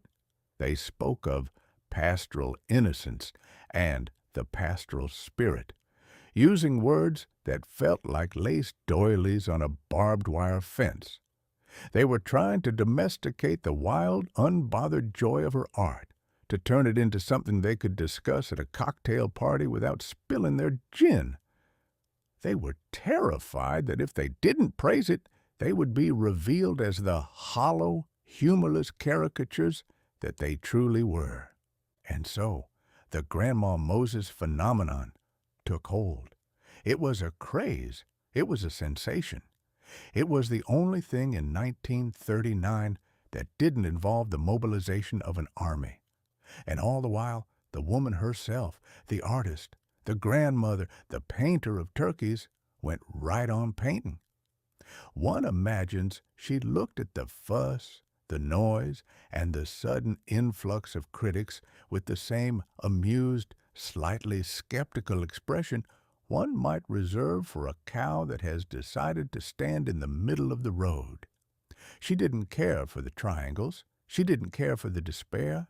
She had a barn to paint, and the light was fading, and there was work to be done. There is a lesson here, perhaps, for all of us. When the world is determined to burn, there is a certain quiet, radical act in painting a goose. When the headlines are filled with the death of nations, there is a dignity in remembering the smell of fresh cider. When the great, loud, self-important men of the age are busy arranging the chess pieces of the apocalypse, there is a profound, sanity-saving virtue in standing on a porch and watching the seasons change. The Manhattanites would go back to their galleries. They would go back to their triangles. They would go back to their geometric, joyless, cold, and calculated misery. But for a moment, a brief, shining, colorful moment in the winter of 1939, they had looked at a painting of a farm, and they had seen something that terrified them more than any abstract horror. They had seen peace. They had seen a world that didn't need them, a world that didn't know them, and a world that was perfectly, wonderfully happy to exist without their permission. It was a phenomenon, yes. It was a fad, certainly. But it was also a rebellion. It was a rebellion of the human spirit against the encroaching gray of the era. It was a reminder that we are not just the sum of our wars or our politics or our scientific advancements. We are also the people who make cider. We are the people who care for our barns. We are the people who, when the night gets long and the sirens start to wail, look for the most colorful thing we can find and hold it up to the light to see if we can catch a glimpse of the sun. Grandma Moses did not set out to save the world. She didn't set out to rebuke the art critics or to provide a counter-narrative to the march of the mechanized age. She just wanted to paint the life she knew, a life of work and weather and the occasional delightful fatness of a turkey. And in doing so, she gave a traumatized, terrified, and weary nation exactly what it needed: a place to sit, a place to look, and a place to remember that there is more to this existence than the tally of the casualties. She painted the beauty of the ordinary, and in a year where the extraordinary was being defined by the number of craters in the ground, that was the most revolutionary act of all. And so the world went on, the critics went back to their triangles, the tanks went back to their treads, and the storm clouds continued to gather, heavy and dark and full of the threat of the coming rain. But in the quiet corners of the heart, in the secret spaces where we store the things we cannot bring ourselves to lose, the barns remained. The geese remained. The cider-making remained. And every time the world got a little too heavy, every time the darkness got a little too thick, we would reach into that storehouse, pull out a mental image of a painting by a grandmother from upstate New York, and we would think, well, the world may be going to hell, but at least there is still a turkey to be painted. And for a few fleeting seconds, that was enough. It was indeed the only thing that could ever be enough. Chapter 18, The Trans-Iranian Iron Ribbon. It is a funny thing about mountains. They have a way of minding their own business, standing there for a few million years, waiting for the ice to melt, and assuming, with the quiet, stony confidence of the ancient, that no one in their right mind would ever try to drag a locomotive up their rocky, inaccessible spines. They have been doing quite well, thank you, without the aid of steel rails, coal smoke, or the frantic whistling impatience of the modern age. But then enter the human animal, that restless, inventive, and deeply incorrigible creature who, upon seeing a precipice, immediately begins to calculate how long it would take to build a bridge across it, or how many sticks of dynamite it would require to tunnel through it.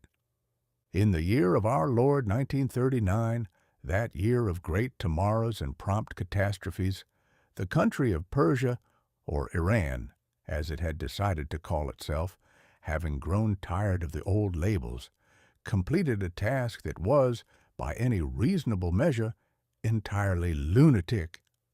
They had built a railway, not just any railway, mind you, but a transcontinental iron ribbon that stretched from the blue, salty expanse of the Caspian Sea to the sweltering, oil-slicked waters of the Persian Gulf. It was a project that spanned over 800 miles, a distance that would be a chore to walk and a trial to ride on a sturdy mule. Yet here it was, a set of tracks carved into the sides of mountains that had never before seen anything more technologically advanced than a mountain goat. The driving force behind this madness was the Shah, a man with a pocket watch in one hand and a map of the globe in the other, who had decided that the best way to drag his nation into the 20th century was to simply pave over the 19th. He wanted a railway. He wanted it yesterday, and he wanted it to go through the most difficult, God-forsaken terrain that nature had managed to assemble. It was the sort of ambition that usually leads to a nervous breakdown, a bankruptcy, or a revolution, and yet, through the sheer, brute force application of human sweat and engineering pluck, the steel rails were laid. One has to admire the audacity of the thing. The terrain was a vertical nightmare. There were tunnels that went on until one's soul grew weary, and bridges that hung over gorges so deep that one could drop a penny and be halfway through a long, rambling confession before it hit the bottom. The laborers, thousands of them, men whose names will never appear in any textbook, men who traded their years and their aches for the dubious privilege of shaping a mountain, were the true architects of this folly. They worked in the blistering heat of the desert, where the sun beats down with the intensity of a blacksmith's forge, and they worked in the biting, thin-aired cold of the mountain passes, where the wind bites through a coat like a starving wolf. They were the ones who drove the spikes. They were the ones who cleared the rock, and they were the ones who looked at the engineering plans and said, "Very well, we shall move this mountain if it insists on being in the way." And then there were the foreign interests. Oh, how they hovered! The British and the Russians, those two great lumbering imperial neighbors who had spent the better part of a century hovering over Persia like a pair of hawks over a field mouse. They watched the construction with a mix of suspicion and salivation. They didn't care about the Shah's dream of modernization, and they certainly didn't care about the convenience of the local merchant looking to move his rugs from the Caspian to the Gulf. They were looking at the railway as a strategic pipe, a direct, iron-plated artery that could, if the situation warranted it, be used to move troops, supplies, and the heavy, grim machinery of conflict.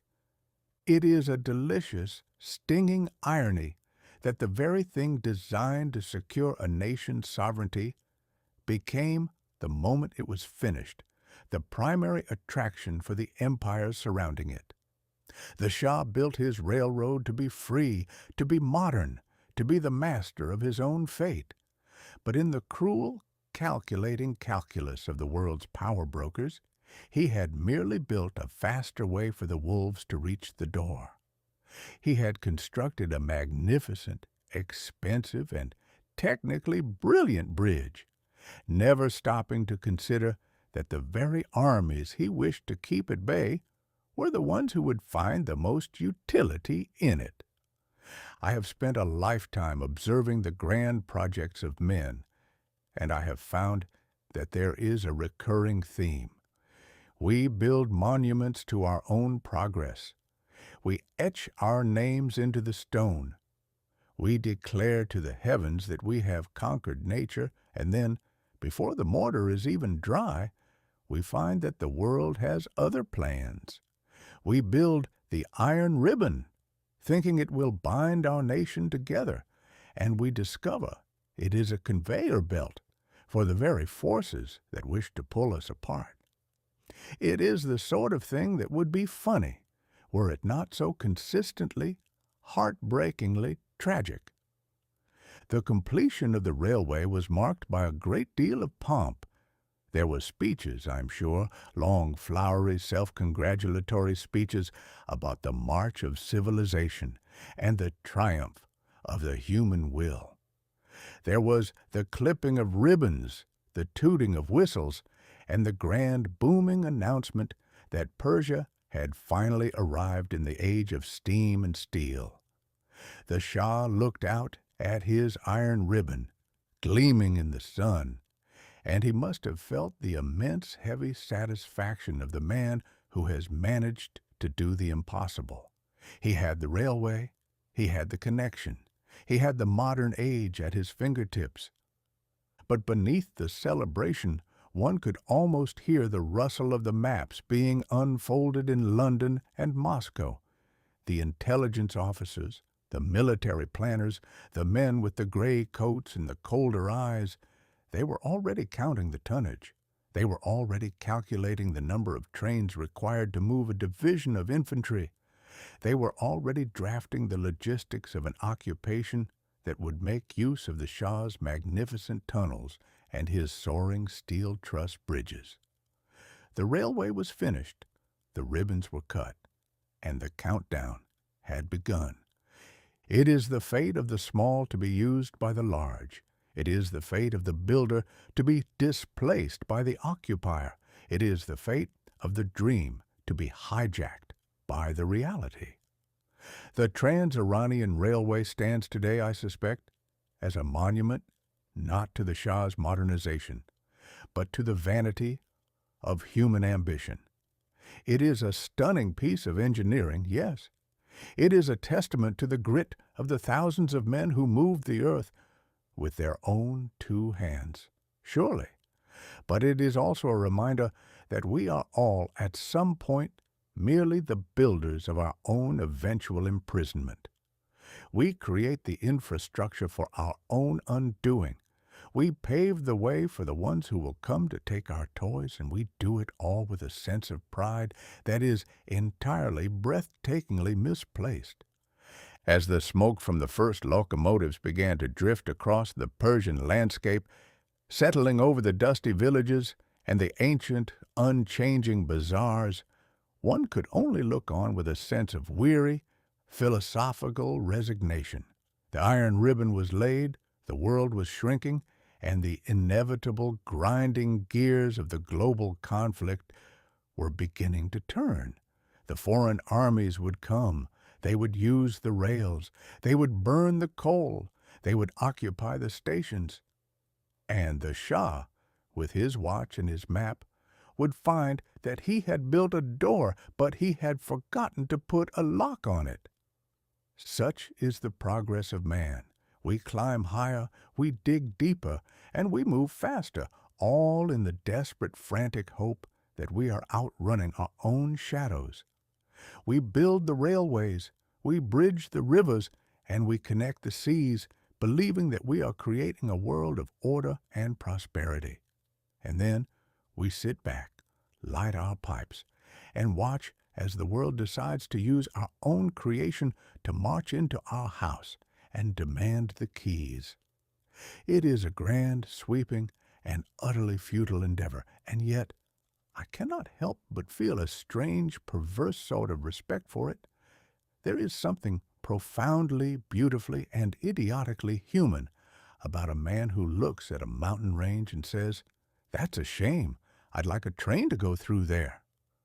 We may be doomed, we may be exploited, and we may be consistently outsmarted by the grand imperial bullies of history, but we are, by heaven, the only creatures on this planet who would have the nerve to try to lay track over the top of the world, and perhaps, when all is said and done, that is the only glory we are ever going to get. Chapter 19. The Generation of the Rubber Snout. It is a curious and unsettling truth about the human animal that he can be persuaded to adopt the most preposterous fashions, provided only that the government, that great, gray, and faceless entity which looms over our lives like a thunderstorm over a picnic, insists that doing so is essential for the preservation of the soul, or the body, or the integrity of the border. In the autumn of 1939, as the shadows lengthened over the great cities of London and Paris, the authorities decided that it was time for the citizenry to accessorize. They did not suggest a new hat, or a particularly stylish cravat, or a sensible pair of walking boots. Instead, they handed out a rubber contraption that covered the nose, the mouth, and the general dignity of the human face, transforming the population into a collective of highly anxious, deeply perturbed anteaters. They called them gas masks. The name itself, I suppose, was intended to be reassuring, though it had the distinct chemical tang of the nightmare laboratory about it. Every man, woman, and child was issued one. They were packed in cardboard boxes tied with string and carried about with the solemnity one might reserve for a religious relic or a particularly fragile lunch. You would see them on the streets, the banker clutching his briefcase in one hand and his rubber snout in the other, the shop girl, distracted by the latest gossip, swinging her mask as if it were a handbag. The children, poor little souls, dragged along with their masks dangling like dead, black gargoyles from their shoulders. It was, if I may be permitted the observation, the most successful, if unintentional, piece of theater ever produced by the state. You could not walk 100 yards in London without encountering a face that looked like it had been borrowed from a deep-sea creature that had never quite gotten the hang of land-based existence. It was a bizarre, surreal, and entirely humiliating performance. Here were the citizens of the most powerful empires on the earth, the masters of the seas, and the conquerors of the markets, all reduced to the appearance of a gaggle of startled, rubber-faced insects. They held drills, of course. One can imagine the scene in the parlors of the respectable. The father, a man who has spent his life trying to cultivate a reputation for gravitas and sound judgment, would stand in the center of the rug, clutching his instructions, and then, with a profound sense of self-loathing, would pull the rubber monstrosity over his head. The effect was immediate and catastrophic. The man would disappear, and in his place would stand a creature with glass eyes and a long, drooping snout that wheezed with every breath. He would attempt to speak, to offer some reassuring manly platitude to his family, and it would emerge as a strangled, gargled grunt that sounded like a drowning bullfrog. The wives, bless their hearts, fared little better. They would apply the mask with a grim, tight-lipped determination, trying to preserve the dignity of their hair, only to find that the elastic straps had a malevolent intelligence of their own, designed specifically to pinch, pull, and generally rearrange one's features into an expression of permanent, rubberized shock. The children, being children, were the only ones who saw the humor in the situation. They played games. They pretended to be monsters. They roared and hissed, blissfully unaware that the reality for which they were preparing was far more monstrous than any game of pretend. It was the generation of the rubber snout, a moniker that historians, had they any sense of irony, would surely preserve for the edification of future, more fortunate centuries. They spent their Sunday afternoons practicing the art of breathing through charcoal and filter, sitting in their armchairs, sipping lukewarm tea, and looking for all the world like a society that had decided to embrace the absurdity of its own impending doom. They would walk the dog in the park, the mask swinging from their wrists, occasionally checking to make sure it was still there, as if it were a talisman that would ward off the encroaching night. And what a peculiar, stagnant existence it was. You would sit on the bus, and you would look around at the other passengers. A man reading the paper, a woman staring out the window, a student doing his lessons, all of them with their little boxes of salvation tucked away at their feet. It was a silent, unspoken pact of mutual survival. We all knew that the masks were, in all likelihood, a bit of a bureaucratic performance. We knew that the gas, if it came, would not ask politely for us to pull our straps tight. We knew that the filters were old, the fit was questionable, and the whole affair was essentially a way for the government to say, "We have done something, so please stop asking questions and go back to your porridge." But we wore them. We carried them. We practiced. We did it because to do otherwise would be to acknowledge the terror.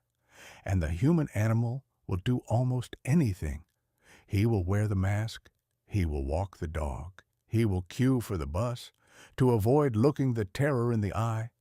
We were living in a state of sustained, low-level panic, disguised as civil obedience.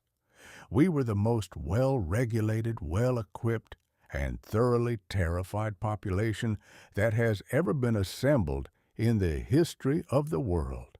There is a tragedy in the image of those rubber snouts, a tragedy that goes beyond the aesthetic disaster of the thing.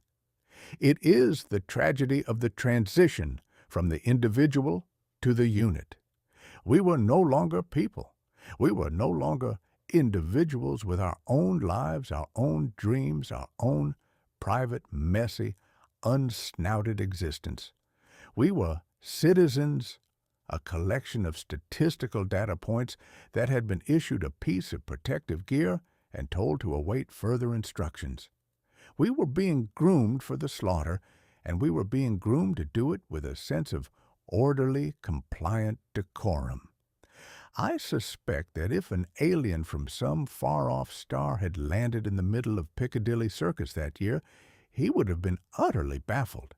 He would have looked at these strange, snout-nosed creatures, observed their frantic adherence to the instructions of the rubber mask, and concluded that we were a species of insect that had developed the technology to make ourselves even more insect-like. He would have seen the, to him, inexplicable nature of our panic, and he would have flown away, shaking his head and feeling immensely grateful that he lived on a planet where no one ever had to worry about the smell of mustard gas. And yet, there was something undeniably brave about it. It was a pathetic, foolish, and entirely hopeless kind of bravery, but it was bravery nonetheless, to go about one's day, to go to the shop, to go to the office, to go to the pub, with that box dangling from your wrist. It was a way of saying, "I am here, I am still here, and I am ready for the worst, even if the worst is simply a piece of rubber that makes me look like a fool." It was the stiff upper lip taken to its absolute, logical, and entirely ridiculous conclusion. We were a generation of anteaters, sniffing the air for the scent of an enemy that was currently busy rewriting the maps of Europe. We were a generation of the snout, defined not by what we thought, but by what we wore. We were the first true victims of the age of the total, industrialized, bureaucratized disaster. And as the nights grew longer, and the sirens began to practice their mournful, wailing chorus across the city, we would pull the masks from their boxes and fit them to our faces, and we would breathe, and we would wait, and we would hope, against all evidence, against all logic, and against all the warnings of the screaming sirens, that the rubber, the glass, and the charcoal would be enough. It was, in the end, a costume for a play that none of us had auditioned for, a play that had no script, and a play that we were all, whether we liked it or not, destined to perform until the final heavy curtain fell. We were the generation of the Rubber Snout, and we wore our indignity like a suit of armor, believing, with that singular, stubborn, and magnificent optimism that is the hallmark of the human race, that if we just looked the part, we might just survive the scene.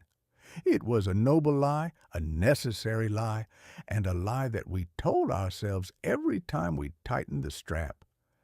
And as I sat in the ether watching those rubber-snouted shadows moving through the fog, I could not help but weep, not for the mask and not for the snout, but for the beautiful, tragic, and utterly, wonderfully human creature beneath it.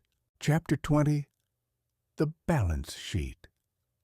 When a man arrives at the end of a long and winding road, particularly one that has been paved with more than its fair share of potholes, detours, and sudden, unexpected cliffs, he is possessed by an irresistible urge to stop, set down his pack, and consult his ledger.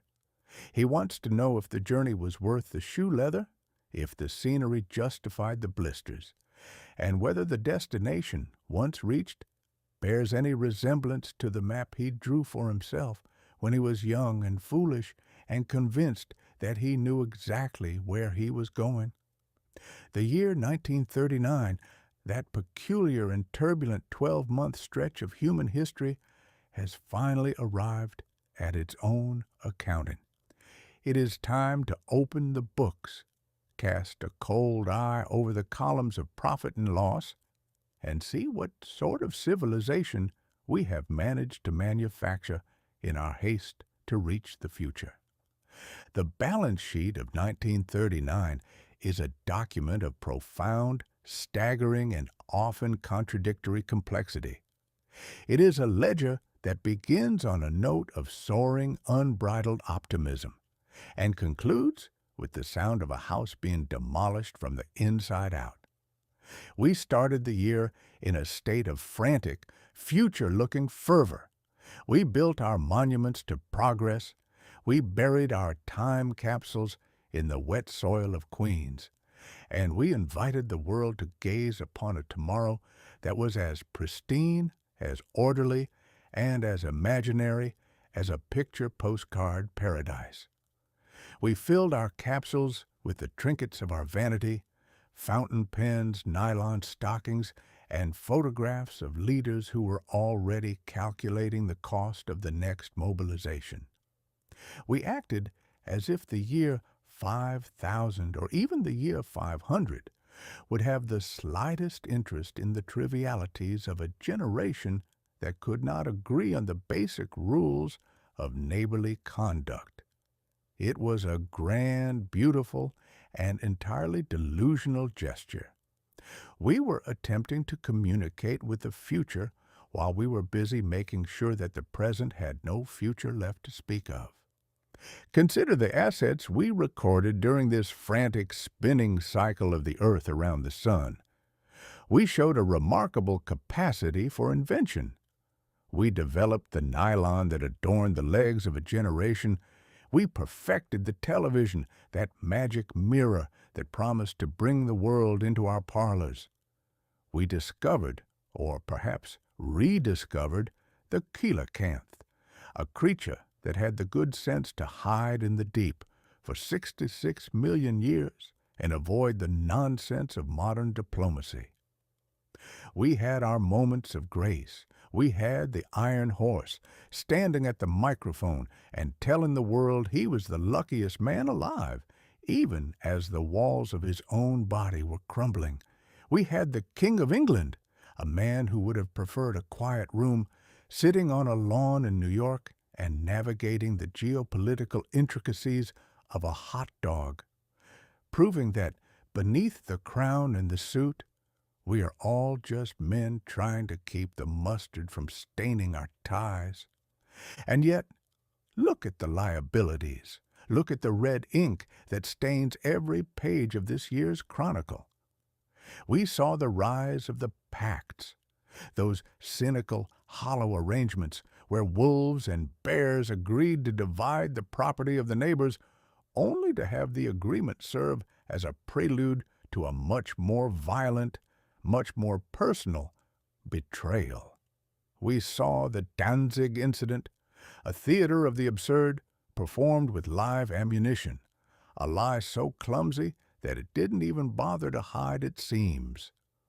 We saw the invasion, the blitzkrieg, the lightning-fast dismantling of a sovereign republic, and the subsequent eerie and suffocating silence of the Sitzkrieg, where the armies sat in the mud and stared at one another through binoculars, waiting for the world to turn into the nightmare they had so carefully designed. We spent our time trying to find our way back to the nursery. We went to the movies to escape the news. We watched the girl from Kansas find her way to a land of color, and we cheered for the destruction of the man behind the curtain, never once stopping to realize that the men who were pulling the strings of our own reality were far less magical and far more dangerous than any wizard in a film. We sought refuge in the simple, pastoral art of a grandmother, trying to paint a world that hadn't yet been scorched by the engines of the war. We were a people looking for an exit sign, a trap door, a way out of the narrative we had written for ourselves. The audit, when it is complete, reveals a truth that is as old as the hills and as stinging as a slap in the face. Man is a creature of magnificent duality. We are the builders of the cathedral and the burners of the library. We are the authors of the symphony and the inventors of the guillotine. We possess the intelligence to map the heavens and the stupidity to fight over a patch of dirt that is barely big enough to bury us in. 1939 was not an anomaly. It was the ultimate concentrated and distilled expression of this human paradox. We packed our time capsules with the promise of a glorious tomorrow, and we spent the year setting the roof on fire to see if the chimney would hold. There is a sort of grim, inevitable comedy in it. If one were to sit down and write this as a play, if one were to stage the history of this year with all its players, its grand declarations, its secret meetings, its scuttled battleships, and its desperate, frantic, rubber-snouted preparations for the end, no audience would believe it. They would say it was too much. They would say the satire was too heavy-handed, the irony too thick, the characters too inconsistent. They would say that a species that could achieve so much and yet fail so spectacularly at the basic task of not killing itself is simply not a believable subject for a drama. And yet, here we are. Here we have been. As I look over the final pages of the ledger, I do not feel a sense of triumph, and I do not feel a sense of despair. I feel, rather, a profound and weary wonder at the tenacity of our collective ignorance. We will do it all again, you know. We will bury more capsules. We will build more monuments. We will invent new gadgets to make our lives easier, and we will find new ways to make our lives shorter. We will argue about the past. We will fear the future, and we will spend our days in the middle, trying to convince ourselves that we are the masters of the house while the fire grows in the basement. Perhaps that is the final lesson of the year. Not that we are evil, for evil is too grand a word for the petty, grasping, and fundamentally confused way we navigate our existence, but that we are absurd. We are the only creature on this spinning rock that will spend its mornings building a mechanical robot that can speak 3 languages, its afternoons declaring a holy war on its neighbor for speaking a different one, and its evenings weeping over a drawing of a flying elephant. We are a bundle of contradictions tied together with the string of a fragile, fading hope. The balance sheet is closed, the columns are added, the ink is dry.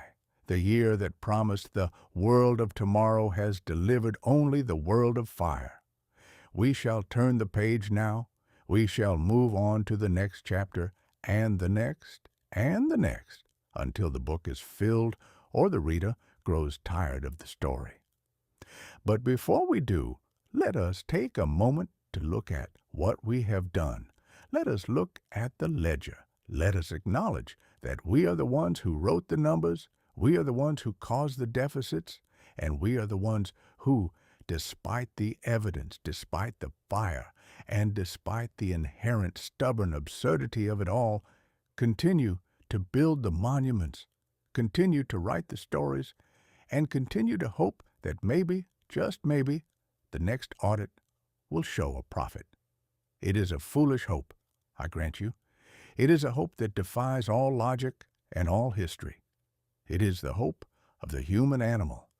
And if I am to be honest, if I am to be true to the ledger, it is the only thing we have. It is our greatest asset. It is our only hope. And heaven help us, it is the only thing that keeps the ink from running dry.